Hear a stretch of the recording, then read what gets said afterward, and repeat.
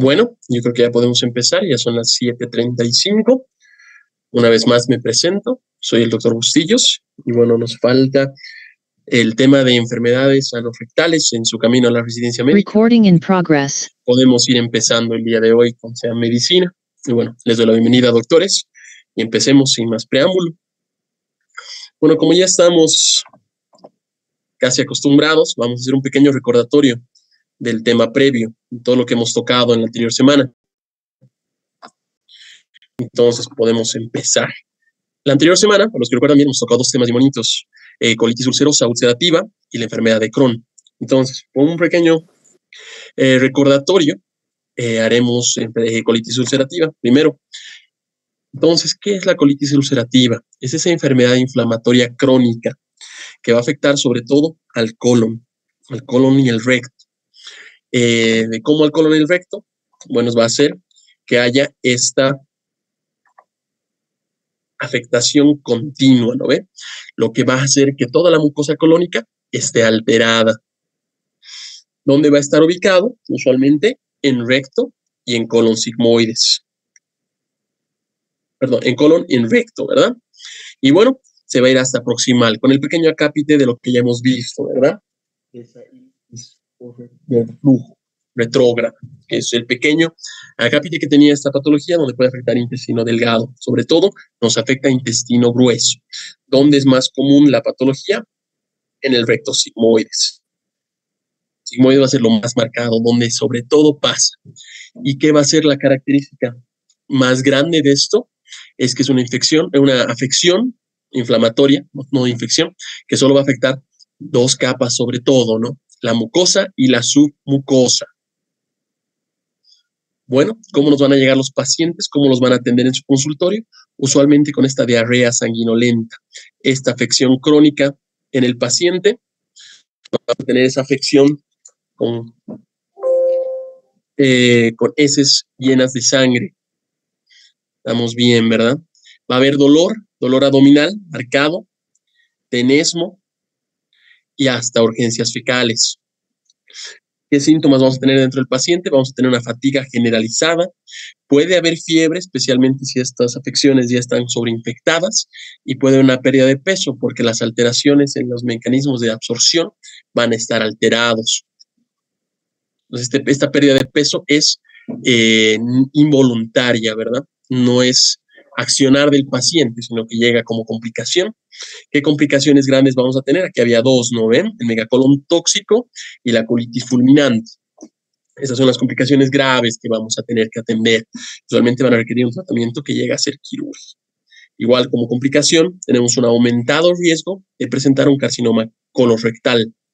Usualmente de 8 a 10 años después de la enfermedad ya han visto los porcentajes que pueden ser. ¿Qué manifestaciones extraintestinales vamos a tener? Sobre todo las hepáticas hemos visto, ¿verdad? Fuera de las hepáticas, que son las mayores en frecuencia, puede haber colangitis esclerosante primaria, afecciones en vesícula, afecciones en articulaciones, espondilitis anquilosante e incluso afecciones oftálmicas, ¿no? Ahí entra la uveitis. Bueno, ¿cómo vamos a diagnosticar esta afección? Esto se diagnostica sobre todo con una colonoscopía, ¿no? Fuera de esto, los demás estudios nos pueden ser de indicadores, de indicios. ¿Qué va a mostrar?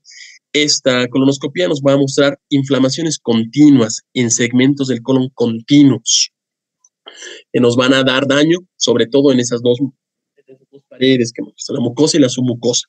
¿Qué puede haber? Puede haber ulceraciones, pérdida del patrón vascular, que es una de las primeras cosas que vamos a ver en la colonoscopía o en los estudios endoscópicos, edema, que va a ser por lo que se genera este patrón vascular, esa pérdida de patrón vascular, y unas imágenes de pseudopólipos, ¿verdad? Perfecto. Podemos sacar biopsias en lo que vamos a ver esa inflamación que está sobre todo limitada en la mucosa y en la submucosa. Continuando esto, podemos ver que hay alteraciones en los marcadores serológicos. Ya hemos visto los PANCA y los CEANCA, ¿no ven? Bueno, en la colitis ulcerativa o ulcerosa, el que está afectado es la de neutrófilos. El cuerpo antineutrófilos, ¿no ven? O sea que ese va a ser el principal que vamos a tener que atender. Bueno, ¿cómo va a ser el tratamiento? El tratamiento es muy similar en ambos casos, ¿verdad? En la parte médica se puede ver ambos. Entonces, ¿qué vamos a tener? Una afectación, primero una solución con los 5 ASAs. Hemos visto los dos tipos, uno de los cuales son las mesalaminas, que va a ser nuestra primera línea. Esto va a generar una posible remisión en casos leves y moderados. Corticoides, que ya sean vía oral o vía endovenosa, ya hemos visto que en casos severos se utilizan sobre todo vía endovenosa. Inmunomoduladores, la citoprina, aquí también puede entrar el metotrexate, la ciclocosparina, que estos nos van a generar daño en pacientes un poquito más complicados, que tienen mayor daño y que han remitido, que no han podido remitir a otro tipo de tratamientos primarios. Luego, tratamientos biológicos, que estos nos van a generar en pacientes que son moderados a severos y refractarios, igual que tratamientos no han funcionado. Aquí ya tenemos los amavir, infliximab, esos que nos pueden generar mayor ayuda en estos casos donde no se puede controlar con otros tratamientos. Y hemos visto que en un caso final tenemos la cirugía, que es la colectomía total con ileostomía distal, no ileostomía terminal. ¿Qué nos va a ayudar en esto? En estos casos de la colitis ulcerativa sí puede ser curativa. Vamos a hablar de enfermedad de Crohn, pero los demás no. El tratamiento, con la parte médica, la parte clínica, solo va a realizar un control de los síntomas y un control de las exacerbaciones. En cambio, la cirugía ya nos es curativa. Continuando con esto, vamos a ver la otra enfermedad, su enfermedad hermana, ¿no? La enfermedad de Crohn es una enfermedad inflamatoria de misma forma que nos puede afectar cualquier parte del tracto intestinal. Cualquier segmento puede estar afectado, desde la boca hasta el ano. Y otra cosa muy importante es esta afección transmural en todas las capas del intestino. ¿Qué más nos va a ver? Este segmento adoquinado, eso que está segmentado, que va a ser alterado, que va a haber un segmento que está sano y un segmento que está dañado, un segmento que está sano y un segmento que está dañado. Eso quiere decir que es discontinuo. ¿No ven? ¿Dónde está afectado sobre todo? Lo vamos a ver en colon ascendente usualmente, en ciego y en ilion terminal, donde es más frecuente. Bueno, ya hemos visto esas lesiones de saltado o ese adoquinado, que es intercalado, que es lo que más nos va a ser patognomónico de esta enfermedad. ¿Cómo lo vamos a ver? Igual lo vamos a ver con diarreas clónicas, con dolores abdominales, pérdidas de peso, fiebre, síntomas relacionados. Puede tener afecciones perianales, que hoy día vamos a poder hablar un poquito más, que aquí vamos a estar hablando de las fístulas, los abscesos o las fisuras. Estas fisuras que hemos visto, que son fisuras laterales, ¿no ven? A diferencia de lo normal, que son esas fisuras anteriores o posteriores, dependiendo con qué estamos afectando, que eso vamos a ver hoy día. Continuaremos con la pregunta. ¿Qué más? ¿Cómo se puede complicar? En base a la inflamación crónica, como estamos frente a un proceso inflamatorio, la luz del intestino se me puede ir reduciendo en tamaño. Eso se llama estenosis, ¿no? Es secundaria a la inflamación crónica. Podemos tener cuadros de obstrucción que van a requerir tratamiento, usualmente quirúrgico. Podemos tener fístulas o absceso al tener una cercanía, una vecindad con otras asas intestinales u otros órganos, podemos generar afecciones transmurales y llegar a tener conexiones anormales en estos espacios, fístulas. Puede tener un riesgo aumentado de cáncer intestinal, que ya hemos visto igual como la frecuencia, y afectación a la mucosa. Ya no hay el mismo segmento de absorción, ya que va a estar dañado.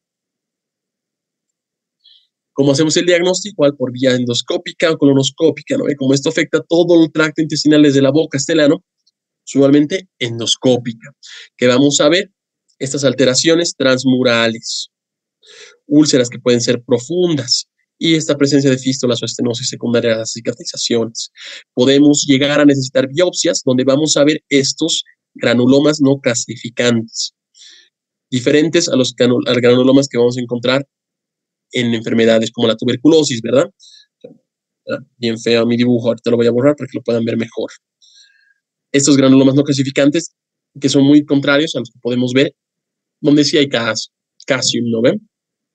Y bueno, se puede hacer imagenología con tomografías y resonancias magnéticas para ver cómo está la extensión de la enfermedad, qué capas han tomado de la enfermedad, si hay afectaciones concomitantes, fístulas, abscesos, obstrucciones, todo lo que hemos llegado a hablar, para ver hasta qué daño puede llegar la enfermedad. Y en los marcadores tenemos aquí los ASCA, los Saccharomyces, ¿no ven? Los cuerpos Saccharomyces, que en estos casos van a estar positivos. Eso hay que acordarnos. Los ASCA positivos son más indicadores de enfermedad de Crohn. Los PANCA positivos son más indicadores de colitis ulcerosa, ulcerativa. En el tratamiento, igual hemos visto, bueno, que se puede tratar con los 5 ASAs, mesalamina, todo lo que hemos hablado. Aquí, bueno, menos eficacia que en colitis ulcerosa porque puede generarse en otros segmentos del abdomen, del intestino. Y como estos tratamientos son locales, no nos va a generar una resolución tan específica como la colitis ulcerosa. Corticoides igual, ya sea por vía oral o vía endovenosa. Un poquito más complicados, utiliza endovenosa. Inmunomoduladores, igual para mantener esa remisión, que es lo que queremos tener en estas dos enfermedades. En tratamiento clínico manejamos esos periodos, ¿se acuerdan? Periodos inactivos y periodos activos, quiescentes y de actividad en la enfermedad. O sea que intentamos mantener esos periodos de remisión. Y biológicos, ya el infliximab, lo que estábamos hablando, para afecciones refractarias. Y las cirugías, cuando están en procesos de complicaciones, todos los que ya hemos hablado. Aquí sí hay que recordar que no llega a ser curativa, llega a limitar la afección, porque esta afección puede volver a pasar, puede volver a haber otra exacerbación en otro segmento intestinal, incluso si lo habíamos resecado, otro previo. Bueno, habiendo tenido ese pequeño recordatorio de 10 minutitos, ahora sí podemos hablar del tema que nos ocurrió hoy en día. Enfermedades anorrectales. Bueno, la primera enfermedad anorrectal que vamos a ver son la enfermedad hemorroidal. Algo que me gusta mucho decirle a mis residentes, a mis internos, a mis estudiantes, es preguntarles, ¿tenemos hemorroides? ¿Ustedes tienen hemorroides? A ver si alguien puede responder. Sí, doctor. Sí. Exacto. Todos tenemos hemorroides. Sí, sí tenemos. A todos los que dicen no, todos tenemos hemorroides. Todos. La afección, la enfermedad hemorroidal, es cuando estos se llegan a inflamar. Y ahí es donde ya tenemos que hacer algo, atenderlo de alguna forma. Bueno, empecemos un caso clínico, que al final me va a gustar mucho que me puedan decir qué le harían, no tanto el diagnóstico, porque ya les van a dar el diagnóstico, pero sino cuál hubiera sido su tratamiento. Bueno, tenemos un paciente masculino de 62 años de edad, con antecedentes de hipertensión arterial, es obeso, grado 2 según la OMS, y tiene diabetes mellitus tipo 2, la cual está controlada. Acude a consulta por dolor en región anal, sangrado rectal, 3 semanas de evolución. En las últimas 3 semanas ha tenido esas manchadas. Refiere que dicho dolor está constante y se exacerba con la defecación, además que se acompaña con prurito, escozor anal. El paciente también menciona haber notado pequeñas cantidades de sangre roja brillante en papel higiénico y en la superficie de las heces. Bueno, no hay cambio en los hábitos intestinales, sigue teniendo catarsis la misma frecuencia que tenía antes y tiene una pérdida significativa del peso. Tampoco hay antecedentes familiares de cáncer colorectal. Bueno, al examen físico podemos ver esta masa justo en región perianal, la cual es sensible y dolorosa a la presión. Se encuentra con cambios de coloración usualmente característicos de trombosis. Hicimos pruebas, en las pruebas hemos visto que a través de la anoscopía se pueden evidenciar hemorroides externas trombosadas y hemorroides internas grado 2. Tenemos laboratorios en los cuales hemoglobina de 13.6, un hematocrito 41, leucocitos de 7,9, una glucosa de 165, un poquito alterada, una función hepática y renal normal. Bueno, en el mismo caso clínico ya está el diagnóstico, ¿no? Estamos con hemorroides trombosadas y hemorroides internas, unas hemorroides mixtas. Sin embargo, lo importante va a ser, y lo que quiero que me digan después de pasar todos los segmentos, en qué patología nos está, ¿qué le harían? Por favor, hay un micrófono que está prendido, y lo pueden apagar. Y bueno, en base a estas patologías, ¿qué podemos hacer? ¿Qué le vamos a realizar? Que es lo que me va a interesar mucho que lo hagan. Bueno, como siempre podemos ver que hay puntos claves en su Schwartz. Y el Schwartz dice, los hemorroides son dilataciones varicosas de los cojinetes de tejido submucoso que contienen vénulas, arteriolas y fibras musculares lisas. La resección está indicada solo para los síntomas resistentes al tratamiento. Teniendo este concepto, nos vamos a entrar ya a la patología. Entonces, ¿qué son Pongamos serios, chicos. A ver, hablemos un poquito fuera del chat. Las hemorroides, ¿qué son? Los hemorroides, ¿qué van a hacer? Como hemos hablado hace un poquito, todos tenemos hemorroides. Entonces son estas almohadillas. Es un tejido submucoso que va a tener comunicaciones entre vénulas, arteriolas y también fibras musculares. Todas se encuentran en el canal anal. Vamos a tener 3 de estas almohadillas hemorroidales. Como pueden ver en la imagen aquí, tenemos estas 3. Tenemos dos laterales. Ahora sí. Tenemos dos derechas y una izquierda. ¿Ok? En la parte derecha vamos a tener la derecha anterior, la lateral anterior derecha. Esta. Una flechita.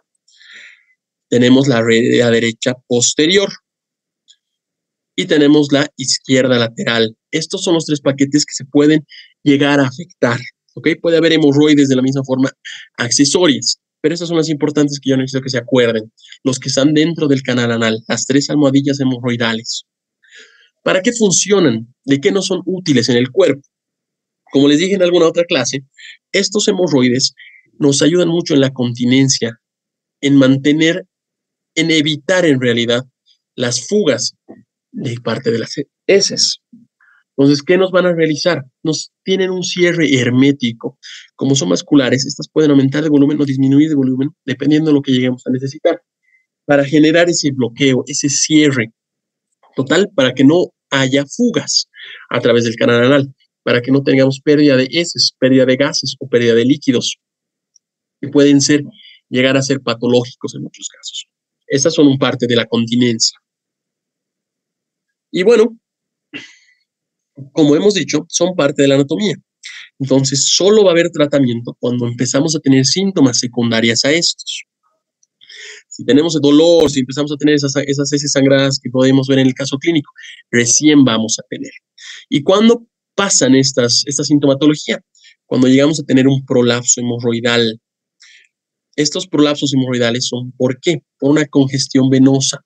Usualmente secundario a una mala alimentación, afectación en el tránsito, usualmente por esfuerzos exagerados, maniobras de valsalvas exageradas o contenidas, y heces de diferentes características, usualmente con mucha más dureza, constipaciones crónicas que llegamos a tener. Entonces, al tener un aumento de la presión intraabdominal, vamos a generar mayor necesidad de realizar esta maniobra de valsalva, este esfuerzo excesivo. Al generar este esfuerzo excesivo, vamos a prolapsar estas congestiones venosas de los plexos hemorroidales para recién poder sacar esas heces duras. O sea, limitando y manejando una mejor dieta, vamos a ver que es uno de los mejores tratamientos. ¿Qué nos pueden generar? ¿Qué daño podemos tener cuando tenemos esta clínica? Usualmente sangrado, trombosis y prolapsos hemorroidales.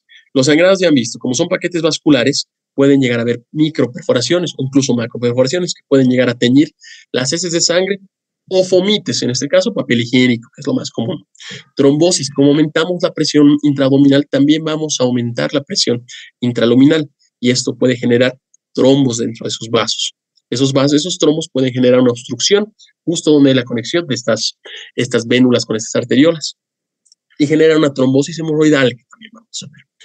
Otra afectación es cuando generamos demasiada valsalva y ya empieza a expulsarse los hemorroides, empiezan a salir, a tener un movimiento deslizante por el canal anal. Ahora, hay 2 tipos de hemorroides grandes, las hemorroides externas y las hemorroides internas. Como ven aquí, la diferencia grande es que unas ya están afuera, cubiertas por anodermo, separadas de la línea dentada. ¿Okay? Y las hemorroides internas, que vamos a ver con más detenimiento en la siguiente diapositiva, están internas en el canal anal y van a deslizar usualmente con un inicio proximal a la línea dentada y puede llegar a salirse del ano. Bueno, las hemorroides externas, como ya han visto, empiezan en la parte distal de la línea dentada. Van a estar cubiertas por el anodermo que les mencionaba. Al estar cubiertas por el anodermo, este segmento es muy, muy sensible, va a estar bien inervado por todas las raíces que tenemos en la parte de la piel. Entonces van a llegar a ser muy dolorosas. Ese va a ser el síntoma principal de las hemorroides externas. ¿Ok? Y bueno, cuando llegan a trombosarse, por este mismo motivo, no deberían ser ligadas o extirpadas sin tener una anestesia adecuada, por la sensación dolorosa. Incluso podemos llegar a generar un reflejo vasovagal, si es que llega a ser demasiado el dolor. Ahora, una vez que tiene remisión el cuadro, llegamos a presentar estos apéndices cutáneos. Es la formación del anodermo que ha contenido el hemorroide. Y una vez que el hemorroide ha remitido, se mantiene el apéndice cutáneo, se mantiene el anodermo. Entonces, esta piel va a ser redundante, fibrótica, residuo de esas hemorroides que hemos tenido. ¿Okay? Estos apéndices cutáneos usualmente generan prurito de la misma forma y tienen una mayor superficie dentro de un segmento que tenemos que tener limpio y lo más hermético posible, o sea que nos dificulta mucho la limpieza. Es otro pliegue más y para algunos pacientes genera dificultad y genera otros concomitantes al no poder realizar una limpieza adecuada. ¿Cuál va a ser el tratamiento para estas hemorroides externas? Bueno, va a depender mucho de cómo está la sintomatología y se basa sobre todo en eso. Si son muy grandes, se puede resecar, pero usualmente está indicado solo para el alivio sintomático, para que libere ese prurito, libere ese dolor que nos suele generar. ¿Okay? Y ahora vámonos a la otra, las hemorroides internas, las más comunes, las que sobre todo se conocen. Estas hemorroides están proximales a la línea dentada y pueden estar recubiertas por mucosa anorrectal, diferente al anodermo. Esto va a generar que no tengan tanta sensibilidad como las otras. ¿Ok? Estas hemorroides internas tienen la principal sintomatología de sangrado y prolapso. Aquí, con las hemorroides internas, empiezan a manchan la ropa interior, manchan el papel higiénico, manchan las camas, todo lo que esté con fomites cercanos al ano. Y empiezan a tener esa sensación de masa, una masa que le van a decir, doctor, en las noches o cuando empiezo a tener catarsis, sale una bolita y bueno, se vuelve a entrar. O sale una bolita y tengo que meterla con mi mano. Eso son lo que empieza a salir. Y bueno, estas, como ven, rara vez tienen sensibilidad, rara vez llegan a ser dolorosas y es mucho menos frecuente que empiecen a generar trombosis y necrosis por el tamaño que usualmente llegan a tener, a diferencia de las externas, ¿ok? Aquí sí tenemos una clasificación muy marcada, muy importante, que está bien en las fotitos.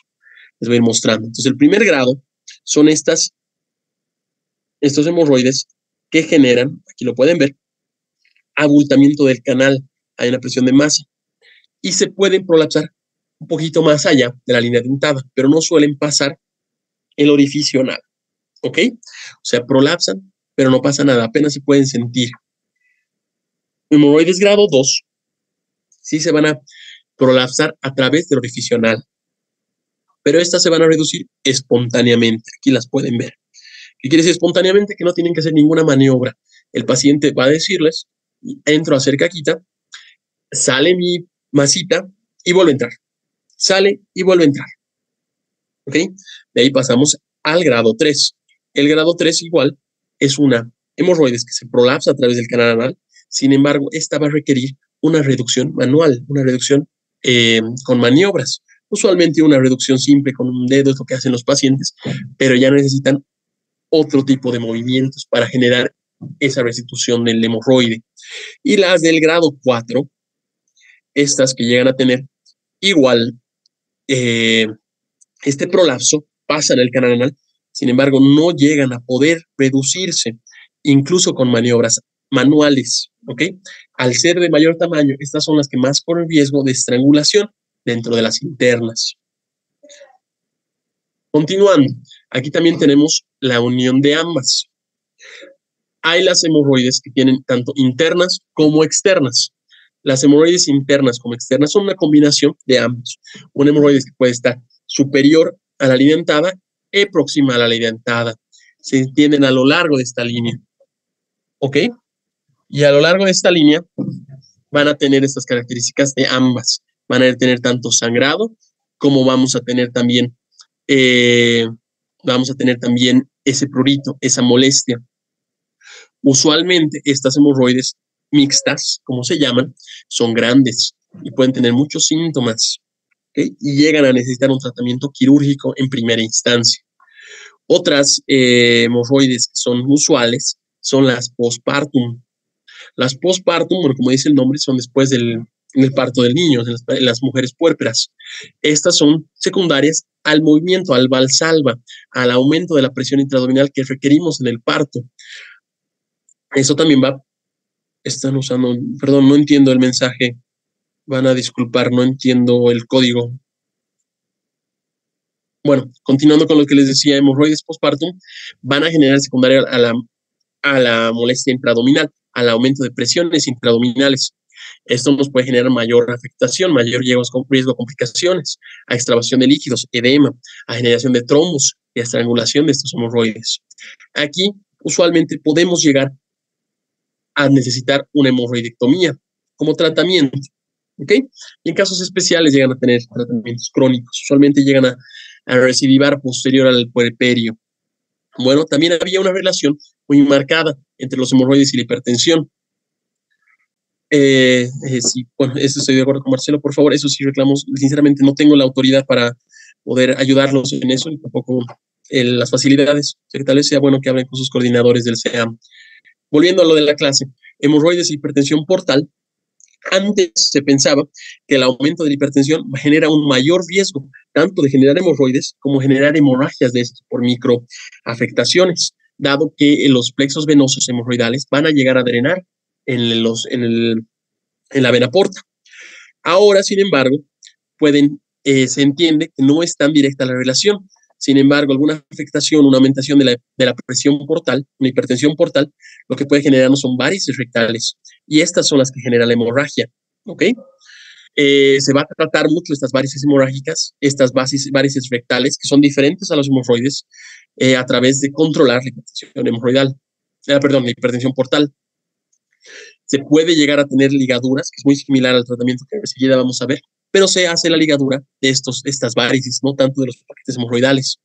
Y bueno, igual no se hace una hemorroidectomía masiva en caso de hemorragias porque no son en base a la hemorroides, es en base a las varices. Sin embargo, por la cercanía del trayecto, por eso llegamos a confundirlos, ¿ok? Entonces, no se realiza la hemorroidectomía. Aquí le vamos a poner no. Continuando, ahora sí podemos ver el tratamiento. Como viste, esta patología tiene mucho que ver en base al tratamiento en base a higiene dietético, usualmente a la alimentación. Entonces, en base a la clasificación que ya hemos visto, podemos ver cómo va la sintomatología y definirlo en esa clasificación de 1, 2, 3, 4. En casos que sean simples, sin mucha sintomatología, usualmente solo con sangrado, tanto de primer y segundo grado, lo que tenemos que realizar como tratamiento es mejorar el hábito dietético. ¿Qué es esto? Mejorar la funcionalidad y cómo están presentes las heces. Evitar esas heces duras que nos pueden generar mayor necesidad de valsalva, de presión intraabdominal. ¿Cómo realizamos esto? Con mayor fibra de la dieta, limitando los hidratos de carbono. ¿Fibra de qué nos va a servir? Frutas, verduras. Todo eso nos va a limitar a que haya más la estabilidad dentro de las heces, que no sean tan firmes. También nos sirven igual los ablandadores de heces, ya sea laxantes, aquí hay muchos, pueden tocar el aceite mineral, el Ciruelax, los laxantes que también manejamos, nos pueden ayudar mucho a que esas heces no sean tan firmes, tan duras, a aumentar la ingesta de líquidos, evitar las tensiones para no aumentar esa presión intraabdominal que podemos tener. Y el prurito nos puede mejorar mucho con una mejor higiene para evitar una dermatitis asociada. Y bueno, también se pueden manejar medicamentos tópicos. Aquí tenemos muchos en el mercado, Hermosan, Roidil, que son pastas de sensibilidad.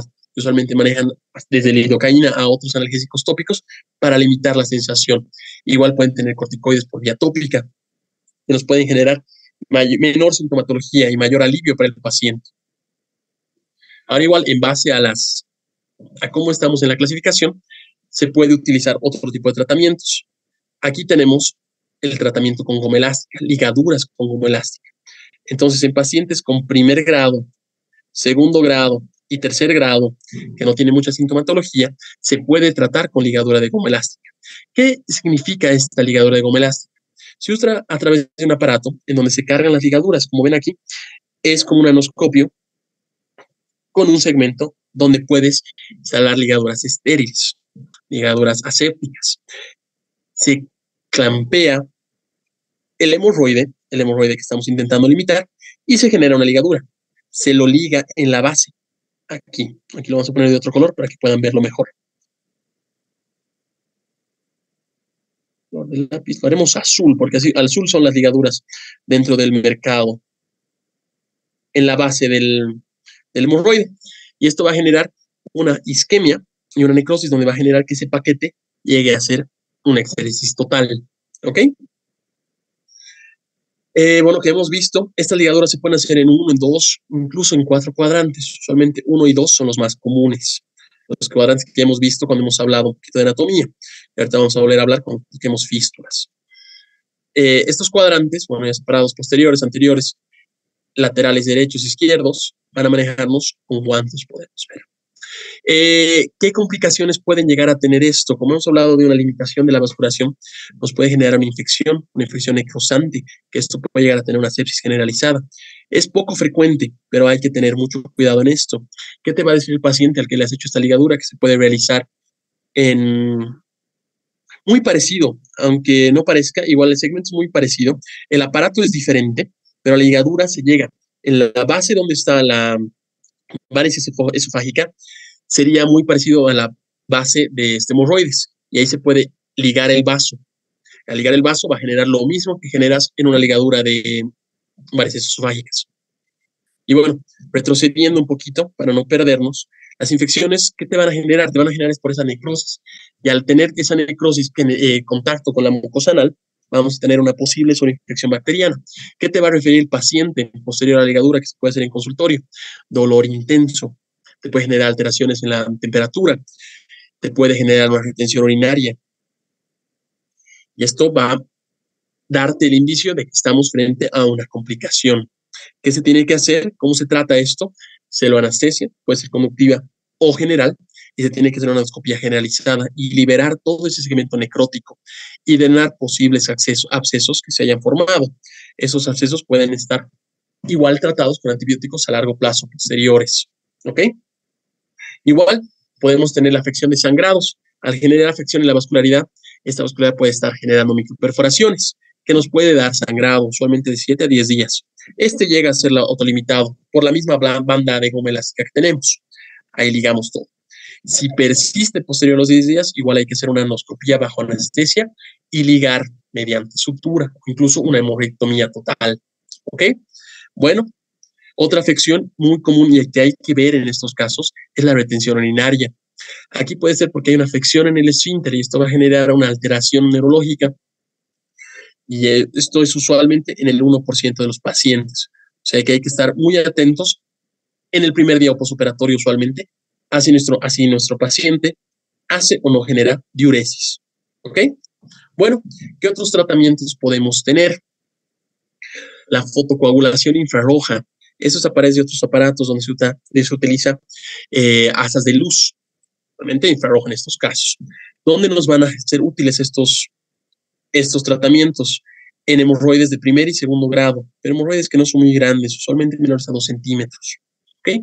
Se utiliza a través de un instrumento de misma forma y va a coagular a través de la luz infrarroja, una fotocoagulación, justo el vértice del hemorroide, y va a liberar toda la afección. ¿Qué se puede utilizar esto? Se puede hacer hasta 3 cuadrantes, lo que refiere el Schwartz, en una misma cita en consultorio. Estas patologías no llegan a ser quirúrgicas en estos cuadros. Bueno, lo que sí, por favor, no se puede utilizar cuando estos hemorroides son demasiado grandes, cuando ya son significativos, usualmente tampoco en grados 3 y 4. ¿Qué otro tratamiento que podemos hacer en consultorio? Otra alternativa en el tratamiento, la escleroterapia. Estos son inyecciones por vía anal de agentes esclerosantes. ¿Qué agentes tenemos usuales? El fenol de aceite de oliva, el moribuato de sodio, la urea de quinina, que este es el más común, por lo menos, que utilizamos en mi servicio.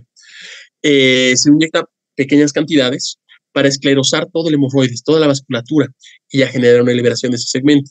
Se destruye, si me permiten la palabra, ese paquete hemorroidal a través de la vascularidad para que ya no haya mayores molestias. Se genera una estenosis total de todo el segmento. ¿Cuál es el riesgo? Que pueden haber infecciones. Igual, como estamos en un segmento tan contaminado como es el ano, puede haber infecciones marcadas. Y a través de la cicatrización de este tejido que ya no está vivo, puede generar fibrosis, que en el peor de los casos nos puede llegar a estenosis del ano. ¿Okay? ¿Cuándo se utilizan esto? Igual en primero, segundo y tercer grado. Ahora, las hemorroides externas llegan a tener complicaciones. Una de las complicaciones grandes que ya hemos tocado un poquito es la trombosis. ¿Qué quiere decir esta trombosis? Que un trombo, en este caso, llega a trancarse en el cambio de luces dentro de las anastomosis arteriovenosas y este trombo no logra salir. ¿Qué nos va a generar? Dolor intenso. Es uno de los peores dolores que yo personalmente he visto en pacientes que están estables. Es un dolor insoportable que genera igual que haya alteraciones en la postura del paciente, posiciones antiálgidas. Este dolor va a generar igual a una masa. El hemorroides va a estar aumentado tamaño, edematizado, inflamado en pocas. Ahora, estas masas y este dolor es usualmente palpable de 24 a 72 horas. Después llega a tener una reabsorción del cuadro. ¿Okay? O sea que hasta 3 días nos puede doler este dolor si no tiene tratamiento. ¿Cuál es el tratamiento adecuado? Se hace una exéresis, se hace una excisión del coágulo, se hace una liberación usualmente elíptica. Ahorita les muestro en la imagen cómo deberían hacerse. Vamos a cambiar de color para que puedan verlo mejor. Ahora negro. Se hace una excisión en forma elíptica para generar esa liberación del coágulo. Una vez que salga el trombo, ya se libera la sangre, llega a tener sangrado, pero hay mejor unión y el dolor pasa, porque ya no hay la masa que generaba la obstrucción. ¿Ok? Y bueno, como liberamos el coágulo con una incisión simple, rara vez necesitamos afecciones, otro tipo de tratamientos. Usualmente con esto liberamos la emergencia. ¿Ok? Y bueno, después de las 72 horas ya no necesitamos de excisión usualmente, porque esto empieza a reabsorberse. ¿Qué vamos a necesitar? Baños de asiento. Aquí usamos mucho baños de asientos con agua de manzanilla. Eso libera mucho la sensación dolorosa, igual el edema, y nos genera mejora sintomática. ¿Ok? Y analgésicos por vía oral suelen ser muy útiles, usualmente antiesteroideos, para limitar la inflamación. Bueno, ahora los tratamientos quirúrgicos usualmente están recomendados para hemorroides de tercer grado, de cuarto grado. Hay 3 grandes, por lo menos lo que marca Schwartz, hay más, pero los 3 más grandes van a ser la hemorroidectomía submucosa cerrada. ¿Ok? Esta es la técnica de Parkes o de Ferguson. Bueno, hace mucho tiempo atrás, casi por 1950, un poquito más, empezaron a desarrollar cirugías para esto. Y lo primero que quieren hacer es disminución del flujo sanguíneo a través de los plexos hemorroidales. ¿Cómo se realiza esto? Se hace una extirpación de todo el anodermo que está afectado y de la mucosa redundante. ¿Okay? Para mostrarle, así sería. La hemorroidectomía de Parkes o de Ferguson, que es la cerrada, se hace una resección del tejido hemorroidal, del paquete que está afectado. Como pueden ver aquí, esta es la posición que ahorita les voy a comentar, pero se hace una resección de todo el hemorroides, de todo lo que puede estar afectado. Y ahora, ¿en qué consiste lo de cerrado? Se hace una sutura y se cierra la lesión. Esa es la gran diferencia con las otras. ¿Ok? Bueno, se puede hacer en pacientes, como ven en la imagen, de cúbito prono. Usualmente esta posición se llama navaja sevillana. O litotomía, igual como algunas en pacientes ginecológicos se conoce como posición ginecológica. En proctología se llama litotomía. ¿Ok? Se puede hacer con anestesia general, regional y local, incluso. Yo recomiendo una conductiva, por lo menos. Se tiene que hacer una endoscopía adecuada con un espéculo. Aquí también hay válvulas específicas. La de Prats son las más usuales, igual la de Parkes sirven mucho. Se coloca en posición y se identifica el hemorroides que estamos intentando excisionar, el hemorroides afectado. Se hace una incisión elíptica, como pueden ver aquí, en las fibras musculares del hemorroides, del esfínter interno, y se hace una ligadura, como pueden ver en la imagen C, de todo el plexo hemorroidal y se extirpa el hemorroides. Una vez que se extirpa el hemorroides, se puede hacer la sutura continua. Esta sutura no necesita ser permanente. Usualmente lo que hacemos es con Cadwood para que eso se absorba eventualmente. Como ven en la imagen F, los 3 hemorroides se pueden eliminar en una misma cirugía. Dado que no tenemos la sensación dolorosa, puede llegar a afectar, a sacarse todo. ¿Qué es lo complicado de la hemorroidectomía cerrada? Cerramos la herida. Al cerrar la fibrosis posterior va a ser sobre esta misma línea. Y esto puede generar estenosis anal postquirúrgica. Se puede ir cerrando y puede limitar el orificio de salida de las heces, el orificio anal. Se va a limitar el tamaño. ¿Ok? Bueno, en la hemorroidectomía abierta, también llamada de Milligan-Morgan, se hace lo mismo que en la hemorroidectomía cerrada. Se saca el paquete. Sin embargo, la diferencia grande es que no se hace cierre. No se cierra la brecha. Se deja abierta para que esta cure por segunda intención. Ahora, ¿cuál va a ser nuestra afección más común? Sangrados. ¿Ok? El sangrado es lo principal que nos puede sangre que nos puede afectar en esta situación. ¿Por qué? Porque hemos dejado una herida abierta con electrofulgación y un poco de acápites, pero igual está abierta esta lesión. Bueno, igual otra excisión que se marcaba es la hemorroidectomía de Whitehead. La hemorroidectomía de Whitehead es una excisión circunferencial. Esta se saca en todo el círculo del segmento. Se hace como un redondo en la canal anal y se saca todos los cojines hemorroidales, ¿ok? Junto a la línea dentada. ¿Cuál es? Posterior a esto se puede hacer un descenso mucoso. Se baja la mucosa rectal para conectarlo con la línea dentada que queda, con la parte distal de la dentada. ¿Cuál es el riesgo aquí? Que generamos ectropio. Lo mismo que en el ojo, hay esa salida, esa protrusión, esa pequeña salida, ese volumen que está hacia afuera y ese tejido que está protruido. Y esto se llama deformidad de Whitehead. O sea que todo este segmento circular va a tener como una línea sobrelevada dentro del ano.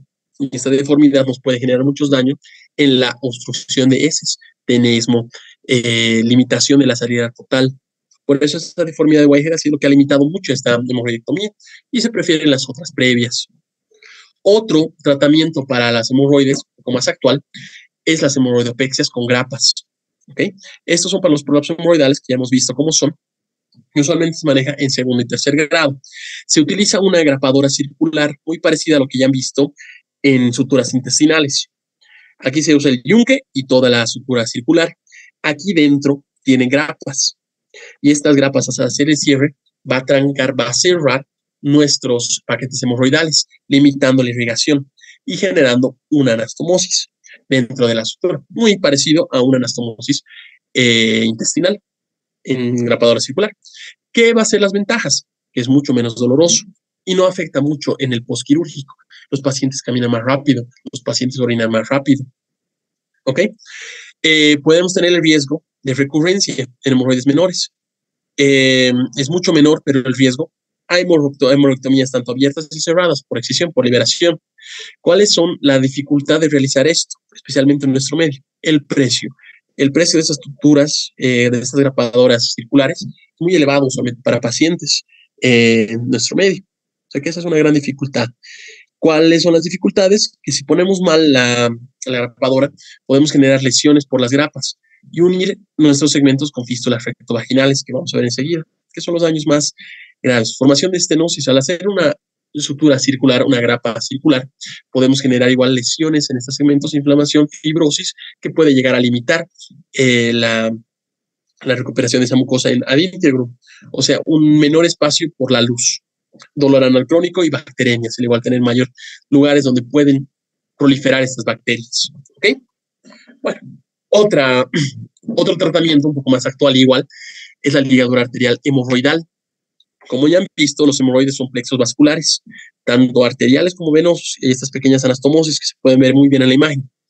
¿Qué va a generar este aparato? Va a ligar la arteria nutricia de estos paquetes hemorroidales. Esto se hace a través de ecografía Doppler. Se instala una sonda Doppler igual por el mismo instrumento que va a ligar y nos va a guiar para dónde generar esta ligadura.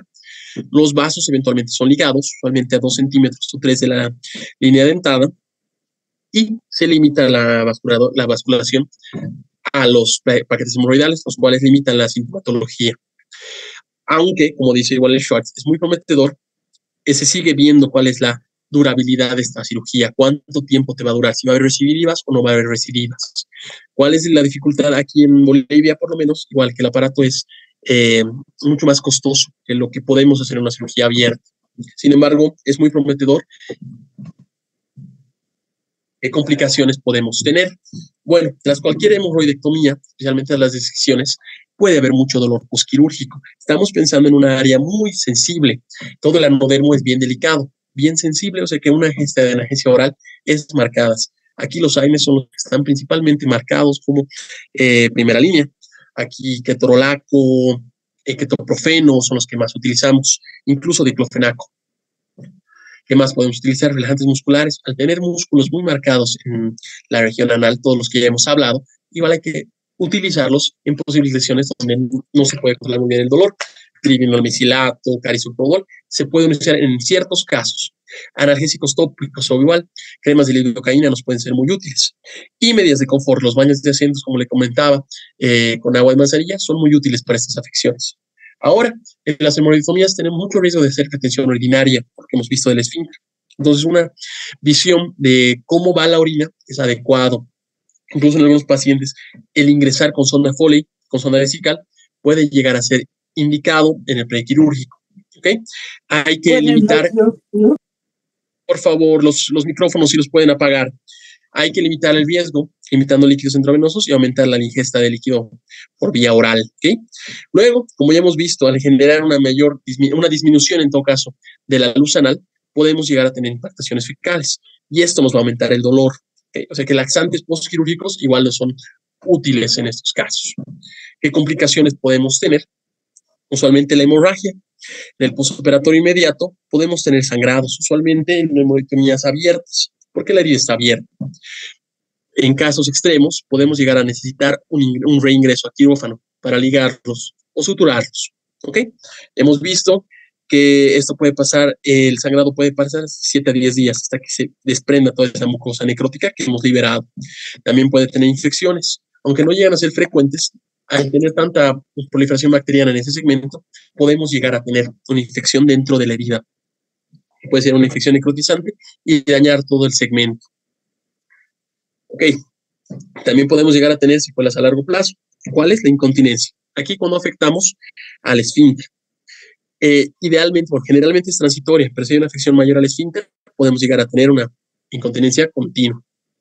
La estenosis anal, en casos de que la hemorroidectomía sea muy extensa, muy exagerado, la cicatrización puede limitar la luz, como ya hemos hablado. Y el ectropion, la deformidad de Whitehead, puede ser secundaria a esta hemorroidectomía, que hemos visto como es la lesión. Bueno, esa parte es todo lo de hemorroides. Perdón, hacer preguntitas y podemos solucionar alguna pregunta que igual tengan. Viendo igual la parte de fisuras anales. La fisura anal es una patología muy frecuente dentro de los servicios de proctología. ¿En qué se basa? Mira que no tanto para hemorroides, a la parte vascular, el coito anal en realidad es mucho más factor para lo que estamos viendo ahora, para las fisuras anales. Lo que sí nos afecta del coito anal es que no siempre las vías, en pacientes que tienen interacción pene-ano o con instrumentos, la limpieza de este canal anal no es tan común. O sea que puede generar mayor afectación, mayor dermatitis, que nos puede conllevar a una constipación mayor. Por esos casos yo creo que podría haber alguna relación. Sin embargo, en coitos anales, lo que sobre todo pasa son las fisuras anales, por traumatismos, las fisuras anales anteriores o posteriores, que eso enseguida vamos a ver. Bueno, en la fisura anal es un desgarro del anodermo, que va a ser distal a la línea dentada. Esto pasa usualmente por traumatismos, cuando son agudos, y cuando son crónicos, son secundarios a estreñimiento crónico o a diarreas. Aquí entramos a un círculo vicioso, como lo marca igual el Schwartz. Entonces, la fisiopatología de una fisura anal crónica se basa por el traumatismo de heces duras o diarreas prolongadas que genera dentro del ano. Va a generar desgarros continuos, ya sea por la sobredistensión que genera las heces duras o la irritación que genera la diarrea, las heces líquidas, la dermatitis de estos segmentos, de estos contenidos. Esto nos va a producir un espasmo del esfínter anal, un espasmo del esfínter anal interno, y ahí es donde generas este dolor. porque el esfínter anal sigue teniendo contracciones. O sea que todo este segmento, como pueden ver en la imagen, todo este segmento donde está la fisura sigue contrayéndose. Al seguir contrayéndose la fisura no va a tener tiempo de curarse, no va a tener tiempo de cicatrización. Y ahí entramos en el círculo vicioso que marca Schwartz. ¿Qué nos va a producir? Nos va a producir mucho más dolor, aumento de la longitud del desgarro, de la solución de continuidad, y va a haber una mayor afección de la vasculatura de este anodermo. ¿Okay? Entonces, una mala cicatrización de una solución de continuidad generada por un traumatismo crónico, generado estreñimiento crónico o diarreas prolongadas. ¿Ok? La gran mayoría de las fisuras anales van a ocurrir en la línea media posterior, aquí, más o menos. Ahorita en la regla de Gustav van a ver cómo podemos dividir los cuadrantes. El ano. Y los traumatismos agudos, usualmente traumatismos sexuales, o como ven por fomites, son en la línea anal anterior. Ya hemos visto en la línea anal lateral.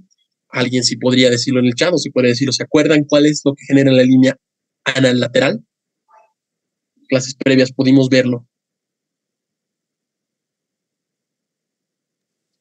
Enfermedad de Crohn, muy bien, Rolando, muy bien. Exactamente, la enfermedad de Crohn son laterales.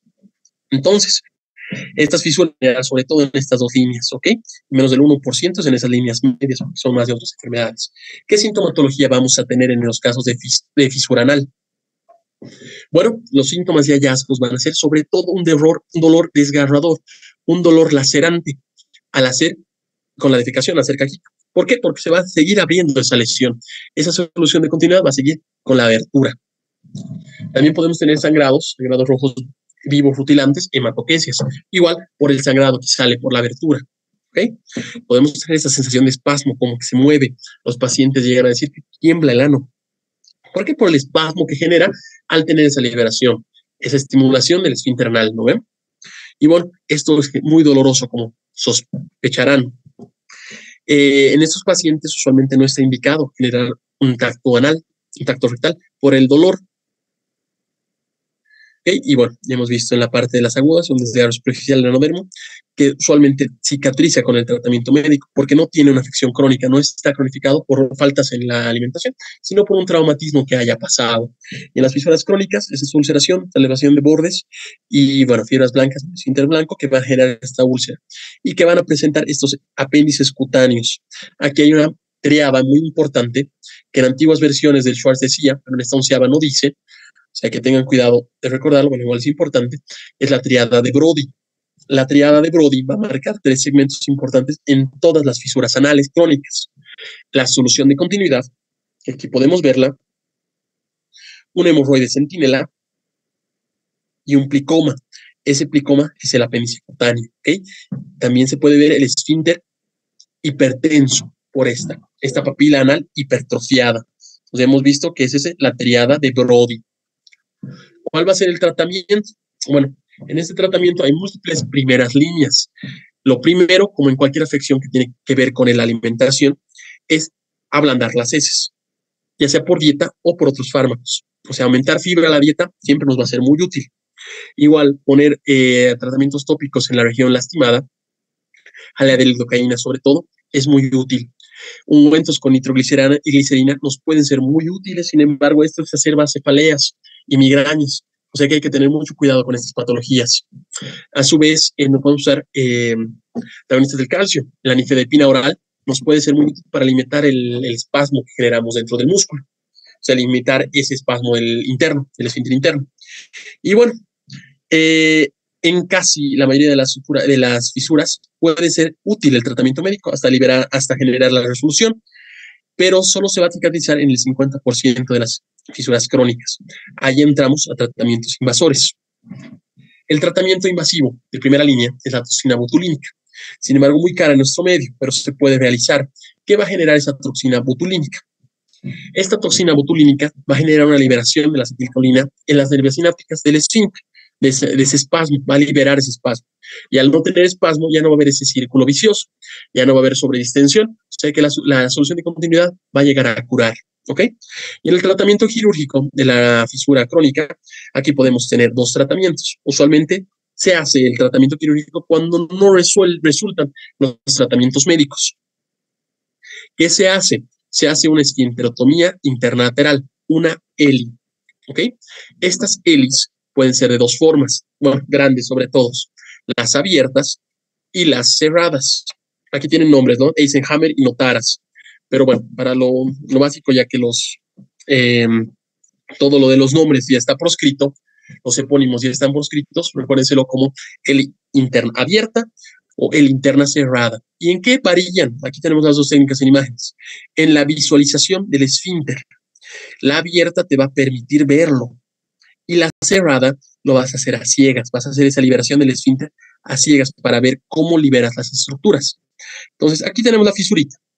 Hacemos una incisión en el músculo esfínter interno en un solo segmento para liberar ese espasmo, para que ya no haya el espasmo generado. Liberamos la fisura, se puede asociar una fisurectomía y se sutura el esfínter lacerado. ¿Ok? Sin embargo, como pueden ver en la imagen D, en la fisura, en la esfinterotomía lateral cerrada, esto se va a hacer a ciegas. O sea que se mete una estructura y por ahí se hace el corte. El riesgo aquí es llevarte el esfínter y generar una incontinencia.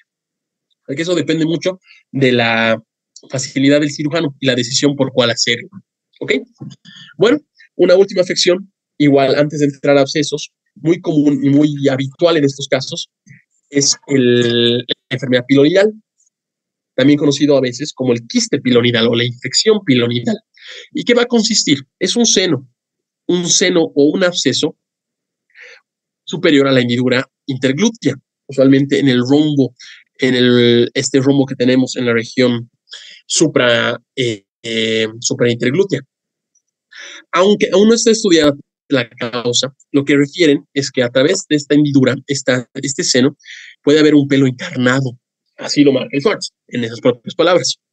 Y al generar este pelo encarnado, puede generar una absorción de bacterias y puede llegar a tener un absceso en este segmento. Puede marcarse con un absceso sacrococcigio, justo donde está la afección.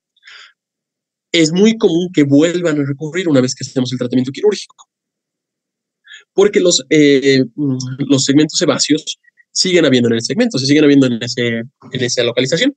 O sea que podemos sacar uno y eventualmente dentro de 3 6 meses, que son usual, puede volver a pasar y volver a infectarse ese segmento. ¿Cuál es el tratamiento de esto?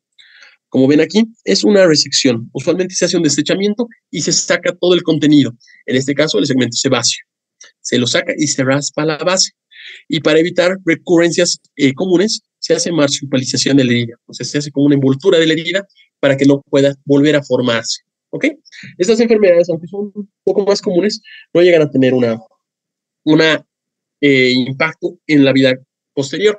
Solamente se resuelve el caso y llega a tener una resolución total de ese segmento, de esa patología, a menos que tengamos una recurrencia. Y bueno, a modo de descanso, para que puedan tener, hay un par de preguntas. O sea que si podemos ir empezando, son preguntas sobre todo de hemorroides y fisuras, que vamos viendo. ¿Cuál es el síntoma más característico de la hemorroide interna trombosada?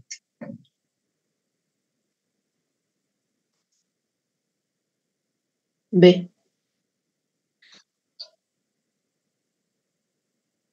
Muy bien. Está muy bien. El dolor anal severo. Hemos visto como muy dolorosas las trombosis, el segmento de la infección.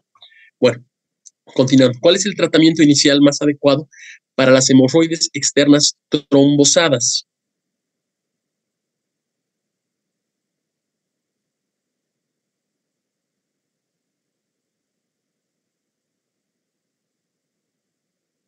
Pues está muy bien, baños de asiento y analgésicos, ¿no? Lo que veremos que queremos hacer es la sintomatología. Si liberamos la sintomatología, perfecto, ahí acaba la patología. En caso de que no se mejore con la sintomatología, con tratamientos analgésicos o médicos, recién podemos ir a la segunda fase, que no son los tratamientos invasivos y luego la cirugía, ¿verdad? O sea que muy bien a los que han respondido sí. Ahora sí, en base a la clasificación, ¿cuál es el grado de hemorroides interna que se prolapsa, pero que se reduce espontáneamente? Muy bien, B. es B. Eso sí, por favor, recuerden que es muy importante para saber qué tratamiento voy a hacerlo. Ya hemos visto que el 1, 2, 3 se van a un lado. El 3 y el 4 se puede hacer por otra forma. Aquí está muy bien, es el B. ¿Cuál es la complicación más común de las hemorroides trombosadas no tratadas adecuadamente? No, el prolapso rectal no. El prolapso rectal es otra cosa. La fístula anal tampoco. Ahí decían la... No sé, es una infección. Muy bien, infección. El prolapso rectal tiene que salir toda la mucosa anal, no solo la prolapso hemorroidal, que es muy diferente. La fístula anal es secundario a abscesos, que vamos a ver en la siguiente, bueno, lo que va a continuación de estas preguntas. La perforación intestinal, bueno, es un poquito drástica, ¿no? Para los hemorroides. O sea que la enfermedad de Crohn es un causante de todo esto, es C. Las infecciones, una sobreinfección por los hemorroides trombosados. ¿Qué prueba de imagen es la más útil para evaluar complicaciones graves en pacientes con hemorroides trombosadas? Esta es bonita, esta es de lo que estaba en el libro, a ver si pueden ver. No se vayan tanto a tomografía. Siempre lo básico primero. ¿A qué puede ver en las estructuras? Eso. A los que han puesto C está muy bien. La tomografía, y eso en todos los casos de todas las patologías, y siempre lo pueden tener con ustedes, tiene irradiación. Al tener irradiación nunca es de primera línea. Si se puede hacer otro estudio que te da las mismas imágenes, siempre está preferido. Igual la radiografía. Y la colonoscopia es un tratamiento invasivo. O sea que a evitar complicaciones siempre vamos a lo que menos daño nos puede causar. Y en este caso, ecografía endonal. ¿Y cuáles son las complicaciones que podemos tener en hemorroides? O sea, hemorragias, infecciones. Y eso te puede guiar a ecografía. Bueno, ¿cuál es el objetivo principal del uso de ablandadores de heces en el tratamiento de las hemorroides? Muy bien, David, nos ganaste a todos. Igual, Jessica, Gustavo, Mercedes, Zulma, muy bien. Es prevenir el estreñimiento, ¿no? Que es el principal causante para estos plazos, estas molestias. ¿Cuál es la indicación principal para la ligadura con banda elástica en hemorroides internas?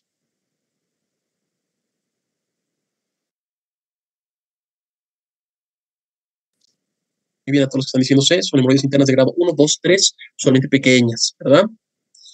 Bueno, ¿cuál es el factor de riesgo más común para el desarrollo de hemorroides? La B. No, alta en fibra, más bien es todo lo contrario, la B. Sí. Es lo que queremos. La C, el sedentarismo, ¿no ven? Usualmente en pacientes que están mucho tiempo sentados, oficinistas, genera mucho la presencia de hemorroides. Tenemos muchos pacientes que son conductores, que tienen hemorroides. O sea, siempre acuérdense que mientras más presión en la región anal, va a generar más daño. ¿Cuál es el tratamiento quirúrgico más común para las hemorroides internas de grado 4? 4. Inciso C. Hemorroidectomía. Muy bien, la hemorroidectomía está marcada en las más complicaditas, son 3 y 4. ¿Con qué medidas preventivas puede ayudar a reducir la recurrencia de hemorroides? C. A todos los que están diciendo está muy bien, no hay que aumentar, hay que ablandar esas heces. Y la única forma es eso. ¿Cuál de las siguientes afirmaciones describe correctamente una indicación quirúrgica para una hemorroides externa trombosada?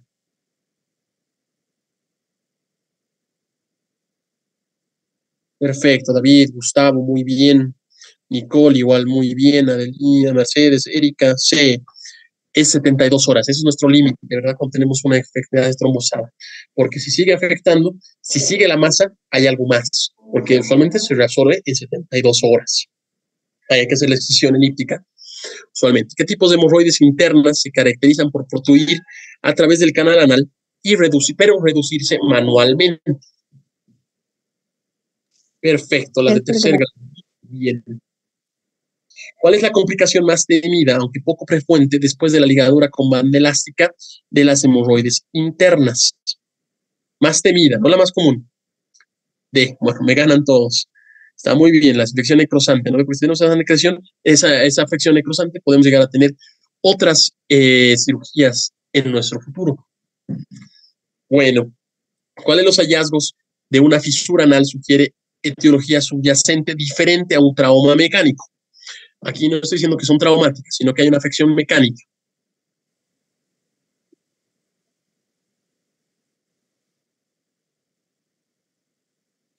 No es B, no es B. Esos son desgarros superficiales. Muy bien a la que... perfecto, porque eso nos quiere decir que hay otra etiología, usualmente Crohn, tuberculosis, enfermedades de transmisión sexual, es la localización lateral de la fisura. Las traumáticas, ya sean agudas o crónicas, usualmente están en línea posterior o línea anterior. Las laterales son por otra patología que genera debilidad en esos segmentos. Muy bien. ¿Cuál de los procedimientos quirúrgicos es de elección para una fisura crónica resistente al tratamiento médico?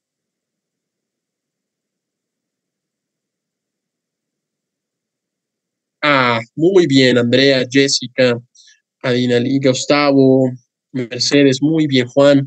Muy bien, ya hemos visto que el tratamiento de las fisuras, sobre todo sintomático, o sea que voy a tratar la afección. En caso de que se complique, de que no pueda resolverlo con el tratamiento médico, recién hago una ELI, ¿no? Una ELI ya sea abierta o cerrada, Eisenhammer o Notaras. ¿Cuál es la causa frecuente de retención urinaria postoperatoria después de una hemorroidectomía?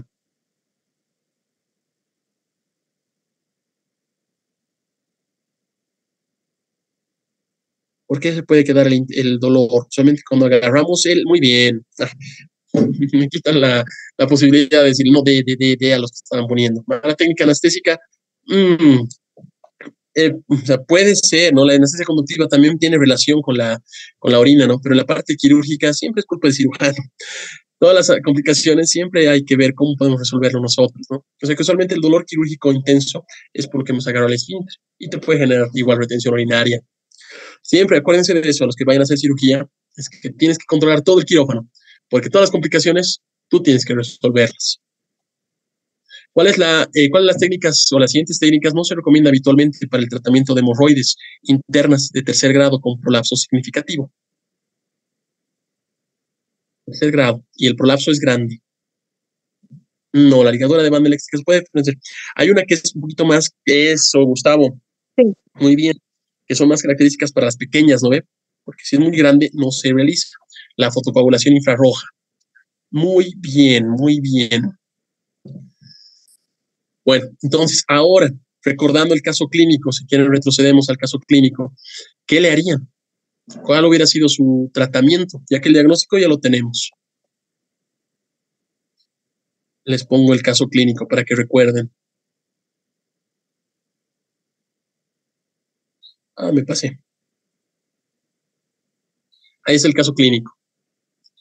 ¿Qué le harían a ese paciente con esa imagen?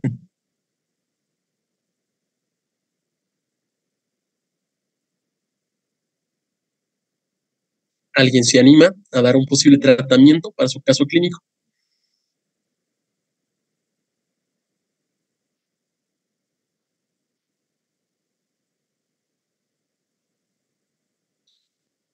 Antes puedes hacer algo porque está trombosado y al estar trombosado, Alejandro, puedes hacer algo previo, ¿verdad?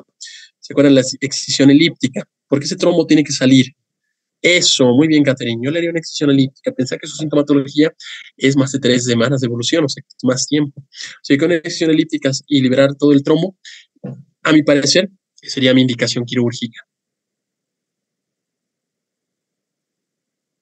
Bueno, vámonos al siguiente temita. Igual con... estamos haciendo hartas preguntas, está muy bien. Que no es primera opción. Como ves, el paciente tenía, perdón, ya, es una pregunta, perdón. La ligadura de banda elástica es la primera opción cuando son pequeñas. La fotocoagulación, solo haces en primero o segundo grado, cuando son demasiado pequeñas. ¿Okay? Ya cuando son más grandes y la sintomatología continúa, ahí ya podemos ver otros tratamientos, usualmente invasivos, como el caso clínico. Bueno, continuando.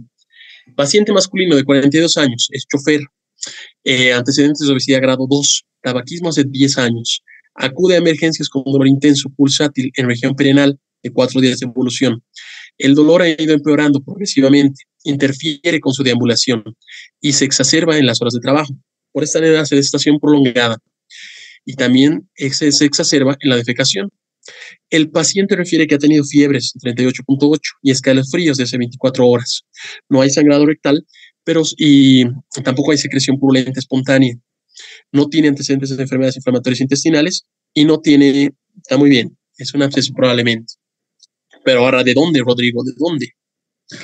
Se observa una tumefacción dolorosa a la digitopresión de 3 centímetros, eritematosa indurada en la región perenal izquierda, con fluctuación evidente.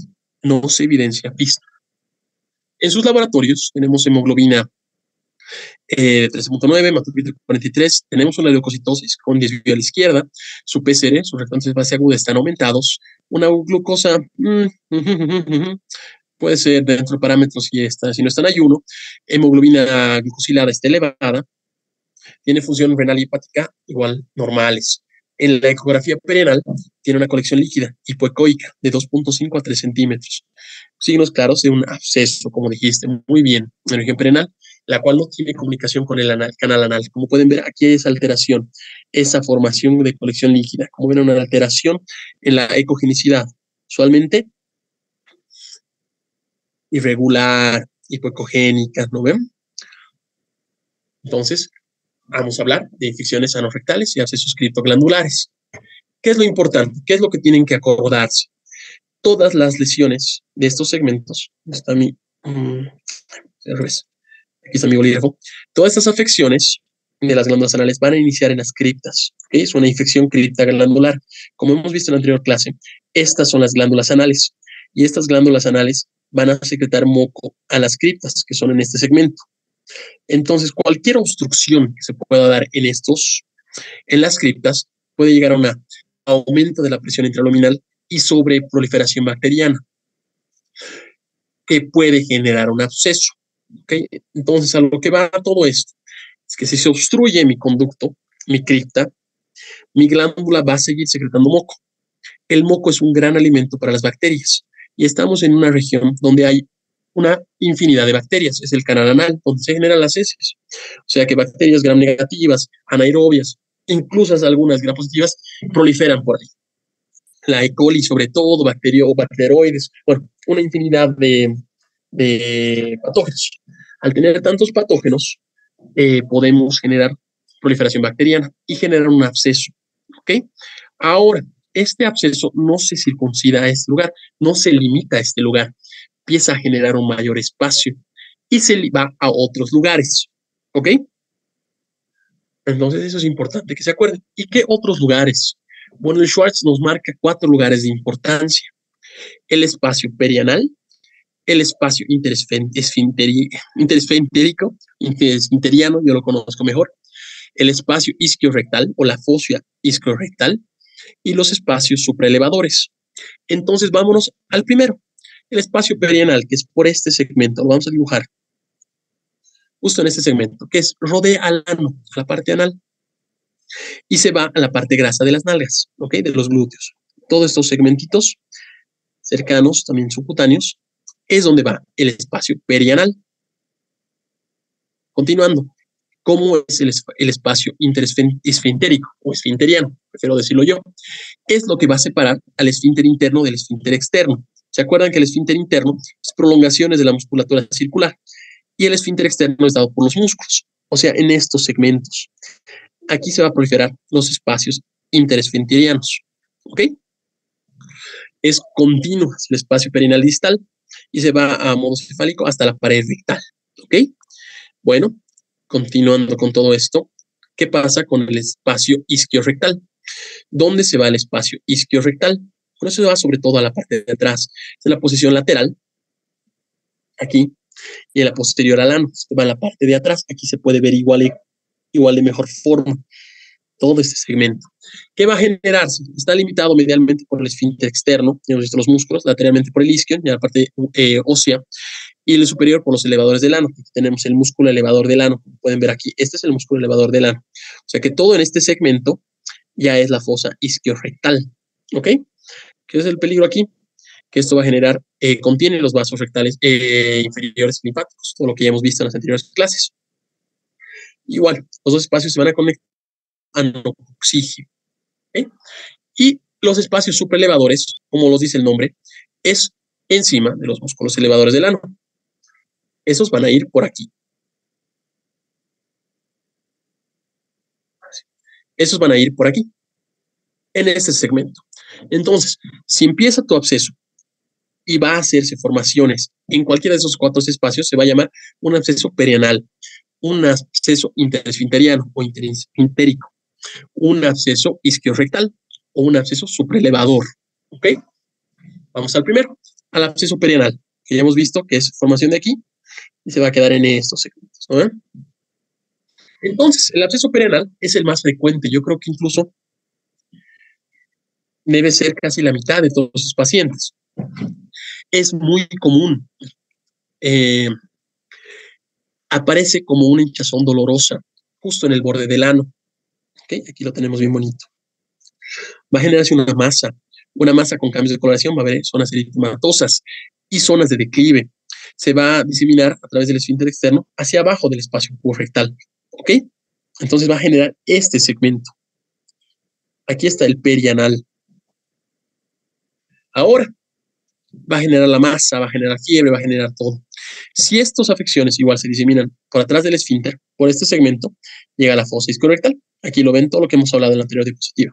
Y ese es el absceso isquiorrectal. Si va entre los esfínteres, como les estaba comentando, aquí está bien bonito el espacio interesfinteriano. Y si va supraelevador, aquí estamos. Aquí lo pueden ver con mayor detenimiento. Los voy a borrar para que tengan mayor espacio. Perfecto. ¿Ok? Bueno, estos pueden ser grandes, pueden ser una gran molestia. Por eso preguntaba a nuestro compañero que respondió la pregunta. Es un absceso, pero lo importante es saber de dónde. Porque en base a de dónde o dónde se realiza, hay que ver cómo podemos tratarlo. ¿Okay? Y el diagnóstico de algunos, como pueden ver aquí, el interesfinteriano, es muy difícil en ciertos casos. Y en algunos, como los altos, los abscesos pélvicos supraelevadores, el tratamiento puede ser hasta abdominal.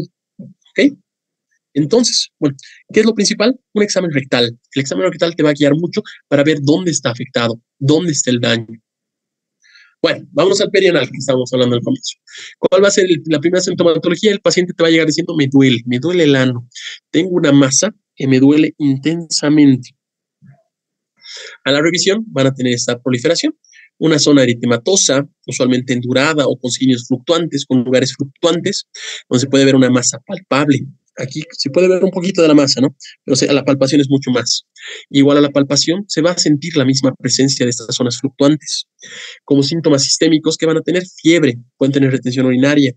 Y al ser una infección, si llega a vasos a circulación sistémica, podemos llegar a tener una sepsis. Puede llegar a fallecer un paciente con una absceso perianal. Bueno, el diagnóstico, ¿cómo se realiza?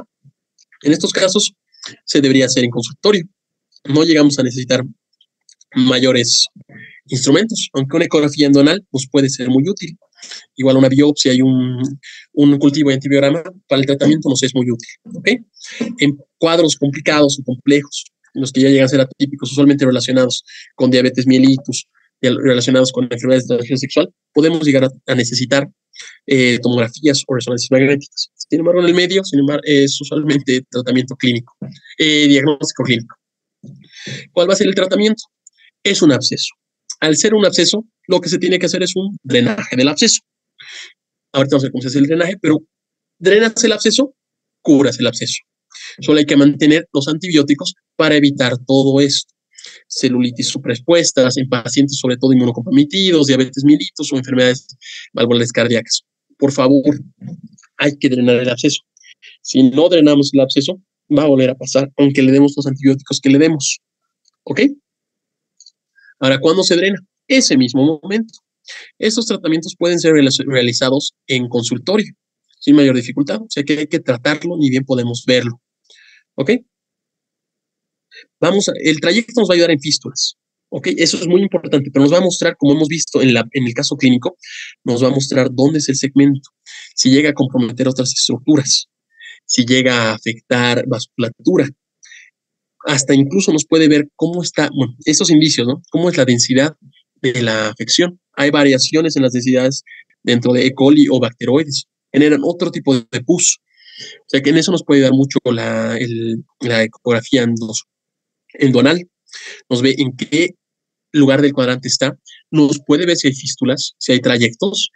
También nos puede guiar si hay afecciones a otros segmentos, si está comprometido el esfínter, que es lo peor que nos puede pasar en estos casos, o si está diseminado. En eso es para responder tu pregunta. Y bueno, si se cuestiona el diagnóstico, hay que tratarlo y examen bajo anestesia. Se puede limitar, abrir, hacer una endoscopía bajo anestesia y poder revisar con mayor detenimiento. Y bueno, ¿cómo se realiza este absceso? Como veían, estos abscesos se pueden realizar con drenaje en el mismo consultorio o drenaje en quirófano en el peor de los casos. ¿Qué se tiene que hacer? Se tiene que hacer una incisión en cruz. Como ven aquí, se hace una incisión en cruz y se abre el espacio. Esto tiene que ser abierto para evitar que haya limitación de la salida de ese contenido purulento. Se liberan los bordes. Se hace una excisión, una extirpación del disco de la piel para evitar cierres prematuros, para evitar que se cierre, que se fibrose y que se mantenga la infección. Baños de asiento. Esto no se sutura, se lo deja abierto. ¿Ok? Bueno, como hemos dicho, en abscesos que afectan más estructuras, podemos llegar a necesitar un drenaje en quirófano. El peor de los casos, que han debido escuchar alguna vez, la gangrena de Fournier, solamente por el tejido necrótico, hay que hacer un tratamiento en quirófano, que vamos a ver en un par de diapositivas más. Ahora, también tenemos el absceso isquiorectal. Ya han visto dónde es, en la fosa isquiorectal, ¿no ven? Estos abscesos pueden llegar a afectar ambos lados, formando los abscesos que deben conocer como abscesos en la herradura. ¿Por qué herradura? Porque tiene una forma de herradura. Tiene una forma que va alrededor de todo. Todo en el lugar de la fosa isquiorectal, en la parte posterior y lateral, como hemos visto en la parte anatómica. ¿Qué se tiene que hacer? Se tiene que hacer incisiones subyacentes, usualmente más de una. Se hace contraincisiones o contraaberturas, que también se llama. Como pueden ver, aquí puedo hacer una incisión y al otro lado, o en la parte posterior, puedo necesitar otra incisión para que pueda salir todo el contenido. ¿Okay? Si hago la incisión aquí, por la misma gravedad, por las mismas presiones de los músculos, no va a poder viajar todo el contenido purulento de aquí hasta aquí. O sea, hay que hacer otras incisiones por contraabertura. También tenemos los abscesos intraesfinterianos. Estos son más difíciles de diagnosticar, porque como han debido ver en la imagen, se van alrededor, a laterales a los músculos, justo paralelos a los músculos. No vamos a tener esa sensación de masa. Va a haber fiebre, pero no vamos a poder ver dónde está generándose esa afectación. Aquí nos pueden ser muy útiles las ecografías endorrectales, ¿ok? Generan poca infección, poca hinchazón y pocos signos de infección. Hay una característica, como ven, profundo y hacia arriba. Se va en base a los esfínteres. Ahora, un síntoma claro y bien notorio es que como está tan relacionado a los músculos, que son los esfínteres externos, tiene mucha exacerbación al toser y al estornudar. Cuando tose, cuando le pides que tose, o cuando le pides que estornude, le duele. Y eso no pasa en los otros abscesos. O sea que es una guía para saber que estamos frente a un absceso interesfinteriano. El dolor es muy intenso, o sea que a veces el mismo tacto rectal no se puede realizar, ¿ok? Y bueno, al hacer un alto índice de sospecha, usualmente se sugiere hacer un examen con anestesia, una endoscopía o una ecografía endorrectal. Y bueno, una vez que tenemos el diagnóstico, usualmente se puede drenar. Y se puede drenar mediante una esfinterotomía interna limitada. ¿Para qué? Para generar ese paso por el esfínter. ¿Okay? Y así hacemos que eso te libere. Como hemos visto, absceso drenado, absceso curado, para que sigas tratando con antibióticos. Otro raro es el absceso supraelevador. Y aquí quiero que recuerden esa parte donde dice don't y drain. En traducción al inglés quiere decir que no y que se drena, dependiendo cómo van. Es poco frecuente y de la misma forma es difícil porque no tenemos esa sensación de masa. No hay dónde la masa porque eso va a hacer. Entonces, como tenemos la cercanía a la cavidad abdominal, puede generarte síntomas abdominales, te puede generar irritación peritoneal, te puede limitar los ruidos hidroabdominales, ¿ok? Y bueno, en un examen rectal podemos tener una masa, puede ser muy doloroso y puede estar muy alta, usualmente por el anillo isquiorectal, o sea, que la parte posterior en la canal anal. Y bueno, hay que identificar el origen del absceso, ¿okay? Hay que saber de dónde sale, porque en base a eso vamos a ver esos don'ts y de esos drains. En base de dónde viene el absceso, se puede drenar por región anterior. Me da un segundito, perdón. 20 segundos.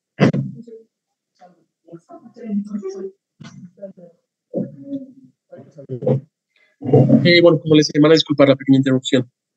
Es poco frecuente y difícil diagnóstico. Debido a su proximidad a la cavidad abdominal, puede simular esos síntomas abdominales y hay que saber dónde drenamos. Al drenarlo arriba,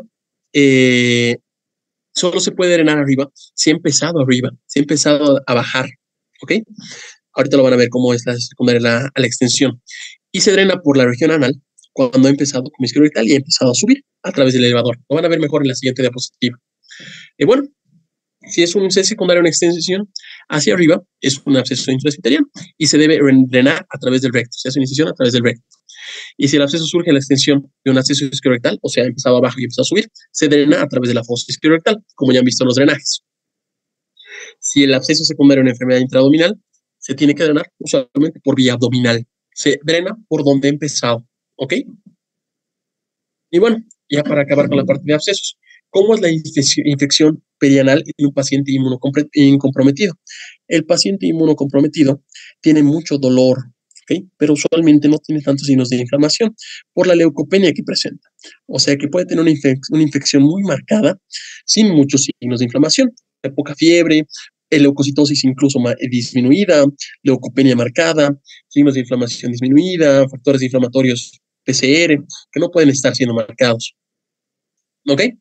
En esos pacientes hay que tener mucho cuidado con los antibióticos, hay que empezar con tratamientos de amplio espectro. Sin embargo, hay que hacer el tratamiento quirúrgico y este no se puede retrasar por la neutropenia.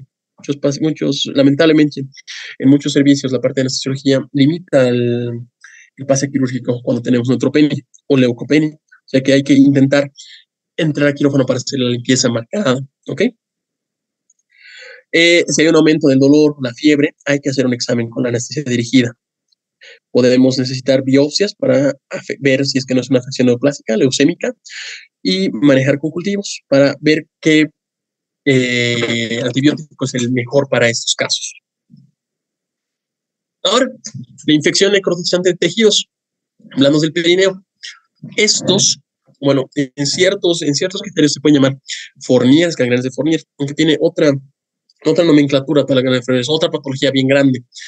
Pero cuando tenemos infección necrotizante de tejidos, usualmente son afecciones de origen proctológico. Son afecciones del tejido blando por abscesos polimicrobianos que van a generar tanto daño en la mucosa que ya ha generado isquemia, ya ha generado necrosis y esta necrosis está proliferando por toda la región perianal. Son muy propensas a generar sepsis. ¿Ok? Estos no han sido drenados o han sido mal drenados y puede generarse mayores complicaciones y necesitan entrar a quirófano. Son mucho más comunes en pacientes diabéticos, inmunocomprometidos. ¿Ok? ¿Qué vamos a ver? Vamos a ver piel negra, tejido necrótico. Puede haber ampollas, flectemas en el tejido circundante, masas enduradas, ya no fluctuantes porque el tejido ya está muerto, y crepitaciones porque hay espacios dentro de la piel. O sea, la piel se mantiene y en el tejido subcutáneo hay espacios muy marcados. El paciente llega en estado paupérrimo, usualmente muy deteriorado, toxicidad sistémica, inestabilidad hemodinámica, llega con fiebres marcadas, llega en mal estado general. ¿Y qué hay que hacer? Hay que hacer intervenciones quirúrgicas. ¿Qué se realiza? Una limpieza quirúrgico de todo lo que se pueda del tejido necrótico, intentando cuidar la parte de la continencia. ¿Ok? En algunos casos igual se tiene que asociar una colostomía para evitar contaminación de la herida. No se puede seguir haciendo caquita por el ano porque todo eso va a estar abierto. En esos casos se puede requerir una colostomía derivativa hasta que se pueda cicatrizar y después hacer la anastomosis. Como ven, aquí la mortalidad es muy marcada, es casi el 50% y son pacientes bien complicaditos de manejar. Bueno, solamente por descuidos o complicaciones en estos pacientes que hemos visto que son inmunocomprometidos o diabéticos. Bueno, continuando. Ya hemos visto la parte de los abscesos, cómo se forman. Ahora, se puede ir a dos caminos cuando tenemos un absceso. Se drena el absceso y se cura, que son casi el 50%, o no se drena o se drena defectuosamente el absceso. Si se drena defectuosamente el absceso, este va a generar un camino. Se tiene que drenar de alguna forma y empieza ahora a dar un caminito, un espacio para salir. Ahí es donde se genera esta fístula anal. ¿Ok? Bueno, como hemos visto, la mitad de los pacientes se pueden curar, pero la otra mitad va a generar esta fístula anal. Aquí también hay caminos.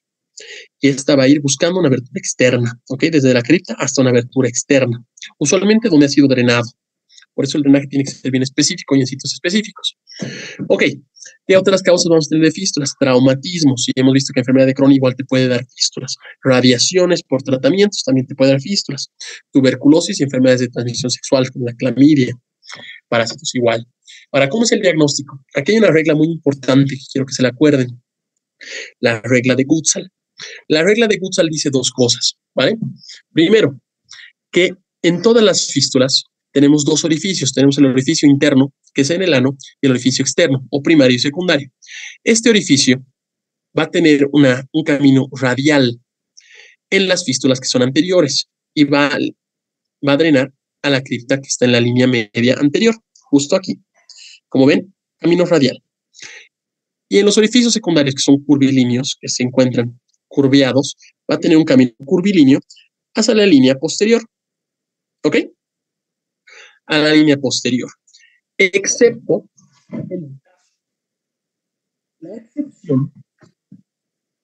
la excepción solo es marcada en una forma. ¿Ok? Esto quiere decir si la abertura externa anterior, o sea, el orificio externo, está más de 3 centímetros del margen anal, estas líneas igual van a drenar por la parte posterior. O sea, si esta línea está aquí y es más de 3 centímetros, usualmente esta drena de la parte posterior. Esa es la regla de Gutzal. Y esto se divide a través de los cuadrantes, ¿no? Aquí la parte posterior, la parte anterior, derecha, izquierda. Derecha, ¿sí está bien? Y izquierda. ¿Ok? Esto sí, por favor, acuérdense. Ahora, ¿qué nos va a dar? ¿Cómo vamos a ver el diagnóstico? Vamos a tener los dos orificios que hemos visto, uno interno y uno externo. El interno es más difícil de hacer al tacto y es con palpación. El externo se va a ver. Puede debitar o puede solo verse una solución de continuidad chiquitita, un orificio que podemos ver. Igual se puede palpar un trayecto. Hay un trayecto endurado por donde está el camino de la fístula. ¿Ok? Y bueno, ¿cómo se clasifica?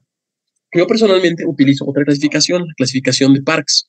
Sin embargo, Schwartz maneja esta clasificación, que igual es buena. La clasificación es en base al complejo esfínter anal, ¿no ven? A cómo están mis dos esfínteres, el interno y el externo. Tenemos fístulas interesfinterianas, que avanzan a través del esfínter interno y drenan el espacio interesfinteriano, muy parecido al absceso interesfinteriano que ya hemos visto.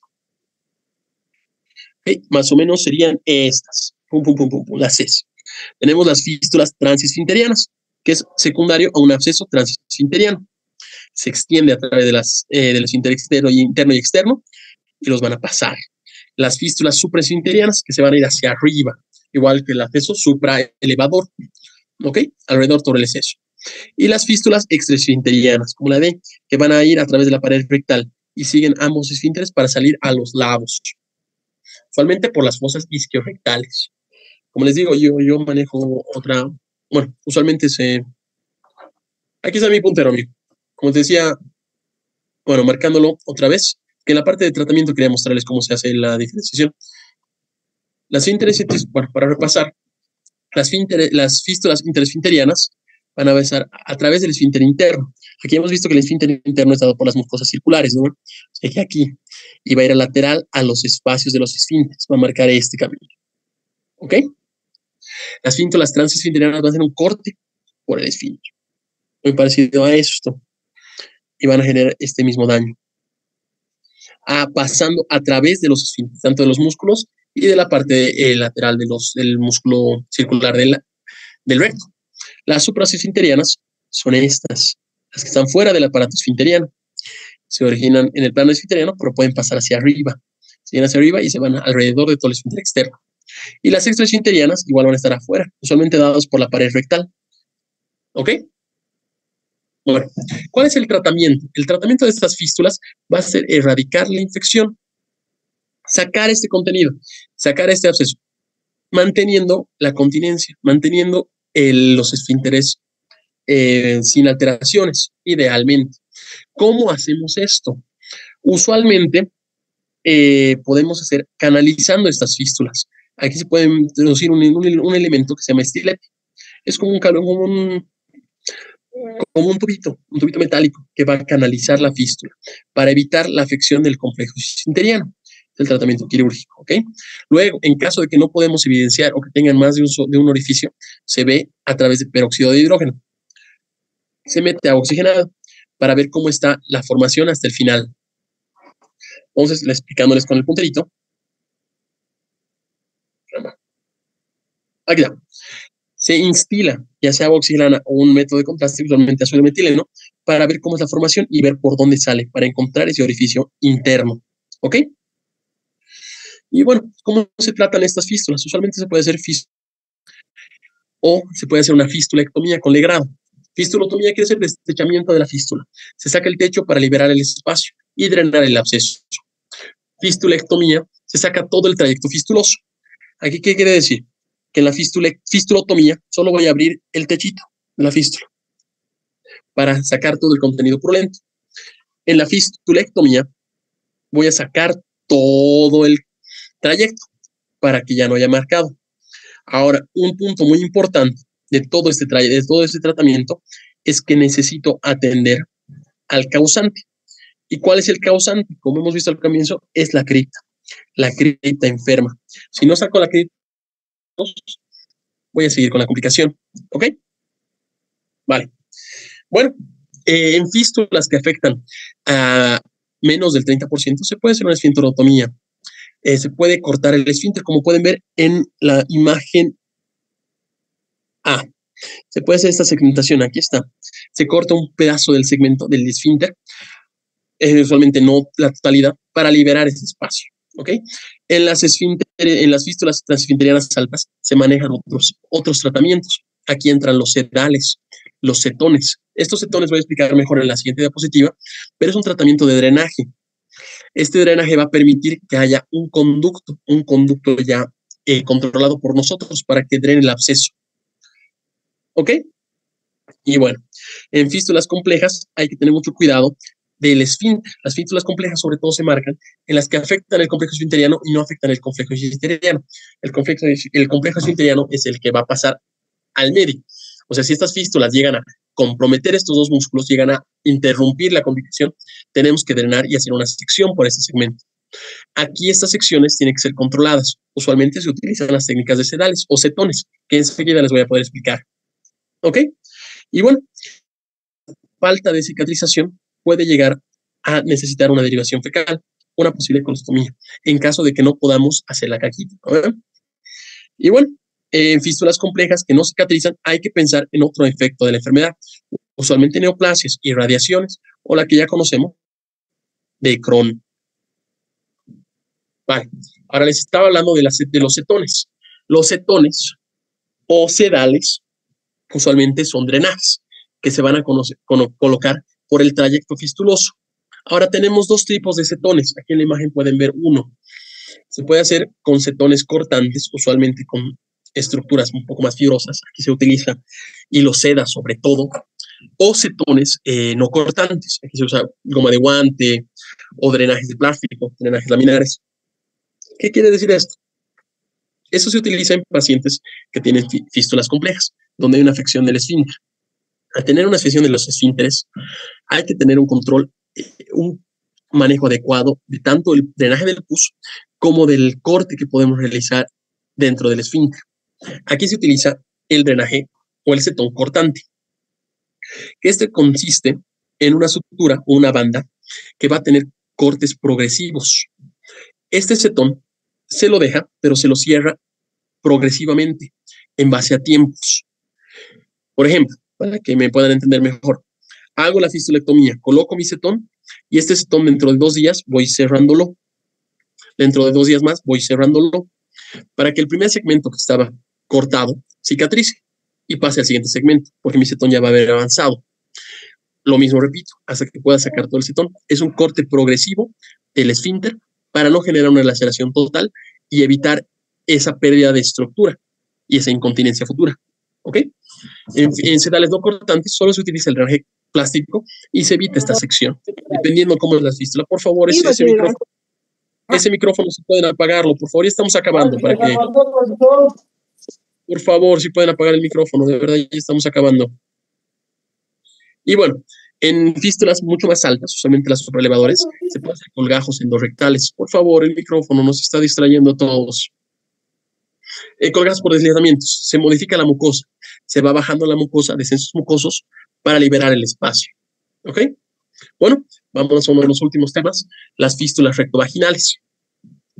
Igual marcadas en los espacios, estos van a hacer una conexión entre la vagina y el recto. ¿Ok? Usualmente proximales a la línea dentada. Dependiendo en qué segmento, pueden ser clasificadas entre baja, media y alta, dependiendo en qué estructura está afectando. Las bajas van a ser cerca de la línea dentada y en la abertura vaginal, usualmente en la horquilla. O sea que más o menos por este segmento. Ahorita les muestro. Por este segmento. ¿Ok? Bajas. En las medias, entre la abertura vaginal y la horquilla y el cuello uterino. O sea que más o menos aquí sería. Bueno, la estructura también está marcada. Y las altas ya en la túnica vaginal, el cuello uterino. ¿Ok? Ahora, ¿por qué puede pasar esto? Usualmente puede generarse por abscesos que afectan ya al epitelio vaginal, por afectaciones obstétricas, igual nos pueden generar mucho daño en la parte vaginal, por traumatismos, usualmente sexuales. ¿Y a qué nos puede llegar? A sensaciones de vaginitis, a sensaciones dolorosas dentro de la vagina. ¿Cómo lo diagnosticamos? El diagnóstico va a ser a través de esa sensación de eliminación de gases por la vagina o eliminación de heces sólidas por la vagina. No va a haber, vamos a perder la incontinencia porque va a haber un conducto, va a poder salir por vía vaginal. Al tener esa contaminación podemos tener una vaginitis con toda la clínica que conlleva, fiebre, dolor, dolor en la vagina, irritación, disuria, dispareuria, y bueno, se tiene que hacer exámenes anoscópicos para ver cómo son, si es que son en casos de fístulas grandes, ¿ok? Fístulas pequeñas no son muy indicados porque no se va a poder evidenciar. Se puede hacer vaginogramas, que son enemas, a través de la vagina con varios para ver cómo están las formaciones y a través de placas de rayos X podemos ver dónde es la conexión. ¿Ok? ¿Cuál va a ser el tratamiento? Igual aquí depende mucho del tamaño, la localización y la causa. Estas fístulas, en el 50% de los traumatismos obstétricos, de lesiones obstétricas, se curan espontáneamente. El otro 50% se tiene que tratar. Y bueno, aquí nos vamos a la causa. Si es por un absceso criptoglandular, se tiene que hacer el drenaje, se tiene que curar la cripta para poder resolver todo lo posterior. Si es un tratamiento obstétrico, bueno, ya hay que hacer sutura, laceración y lo que vemos abajo. Se tratan mediante colgajos endorrectales, usualmente por deslizamiento se baja la mucosa rectal para cubrir la zona de la conexión de la fístula. Y usualmente se ponen parches por vía abdominal de fascias o de epiplón para limitar el contacto entre la mucosa vaginal y la mucosa rectal. ¿Ok? Si el esfínter está lesionado, se puede hacer esfinteroplastías o superposiciones, o se puede llegar a hacer una derivación fecal. Esto es colostomía. ¿Ok? Y bueno, en fístulas rectovaginales usualmente altas, colovaginales o intravaginales, se recomienda una vía transabdominal, por vía abdominal para tener una mejor visualización de las estructuras, por visión pélvica. Y bueno, ya acabando en la parte de preguntas, porque creo que me he extendido más de los que en las anteriores clases, podemos empezar las preguntas. ¿Cuál es el síntoma característico de un absceso perianal? B. Muy bien, B. Ese dolor pulsátil y severo en la región perianal. Muy bien. ¿Cuál es el tratamiento de elección para un absceso perianal? C. Muy bien, drenaje quirúrgico. Hemos visto que todo se arregla con drenaje, ¿no ve? Para los absceso curado, absceso drenado, absceso curado. ¿Cuál es la complicación más común de un absceso perianal no tratado adecuadamente? Más común. A. La fístula perianal. Efectos ahí, Mercedes, muy bien. Andrés, Zulma, Vladimir, muy bien.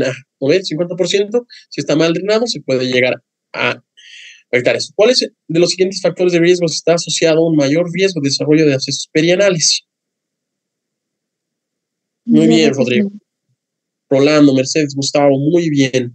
Es diabetes mellitus. ¿Ve? Inmunosupresión y diabetes mellitus son los más comunes. ¿Qué hallazgo en el examen físico es el más indicativo de un absceso perianal? Sí. La tumefacción, ¿no? Esa excepción de segmento endurado, eritematoso, han visto el halo como está, endurado con la fluctuación. Muy bien.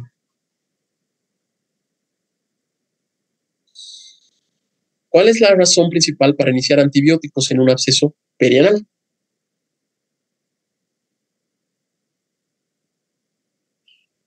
Perfecto, Gustavo, Michelle, Andrés, Vladimir, muy bien, Zulma. Prevenir la progresión de la sepsis, porque no lo va a curar, ¿no? Solo va a limitar que haya mayor afección. ¿Cuál es el manejo del seguimiento? Bueno, ¿cuál es el manejo del seguimiento más adecuado después del drenaje quirúrgico de un absceso perianal? B. Muy bien, muy bien. Hay que ver cómo está la parte ambulatoria para ver la cicatrización y evitar que se forme o descartar la formación de fístulas, ¿no? Que es nuestro mayor riesgo que puede conllevarnos a otra cirugía, aparte de la BE. ¿Cuál es el hallazgo más común en los pacientes con antecedentes de abscesos perianales recurrentes?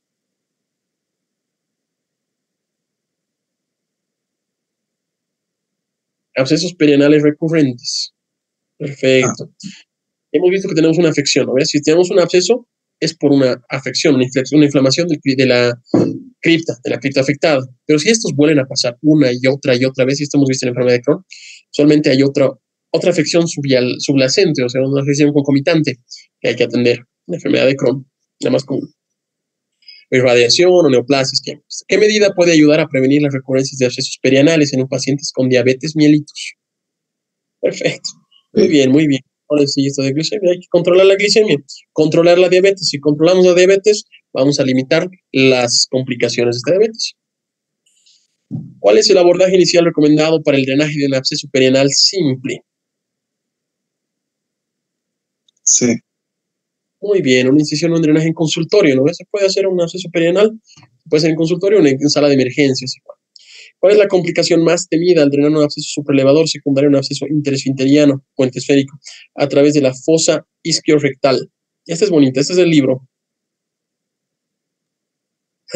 Muy bien, Rolando, muy bien, Erika. Es la fístula supraesfintérica complicada. Al tener afección del esfínter, como hemos visto, tenemos que liberarlo. Y al drenar este absceso podemos dañar el esfínter y generar este conducto nosotros, esta fístula supraesfinteriana. Muy bien, muy bien. Se nota que están leyendo los libros. Bueno, el libro. ¿Cuál es el síntoma más característico de un absceso interesfinteriano o interesfintérico? Eso, ¿no? Le hacemos estornudar, le hacemos toser al paciente y nos va a decir, ¡au! Me duele, me molesta. Muy bien, ya estamos acabando. ¿Cuál es la indicación más precisa para realizar una esfinterotomía interna limitada en un absceso anorrectal? Es igual, es del libro. Muy bien, David. Muy bien, ese lo pusiste muy bien. El absceso interesférico posterior, ¿no ven? Porque lo mismo, es interesfinteriana. La ser interesfinteriana, solamente tenemos que hacer esa esfinterotomía para llegar a ese segmento. Muy bien, Zulma. Y acabando las últimas preguntas, ¿cuál de las siguientes situaciones requiere contraincisiones bilaterales en su manejo quirúrgico? ¿Contraincisiones o contraaberturas?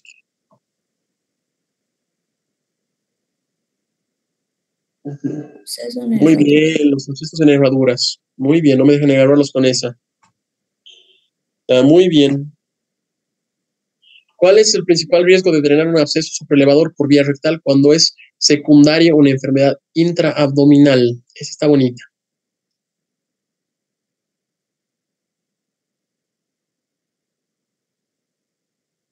Va lo del don't y drain, ¿no? Lo que si tenemos que drenar por el segmento como tenemos que afectar, porque si no afectamos al esfínter y generamos el mismo daño, generamos esa fístula extraesfinteriana en este caso, esa es la respuesta. Muy bien, Rodrigo, muy bien. Ustedes, tenemos que drenarlo por donde ha empezado, porque por donde ha empezado no vamos a tener mayor trayecto. Si es un absceso supraelevador y transgredimos el esfínter, vamos a generar una fístula extraesfinteriana. ¿Okay? Por eso hay que drenarlo por vía rectal. Bueno, creo que disculparme un poquito, me he pasado, pero como les digo, estos temas son bien bonitos. Hemos llegado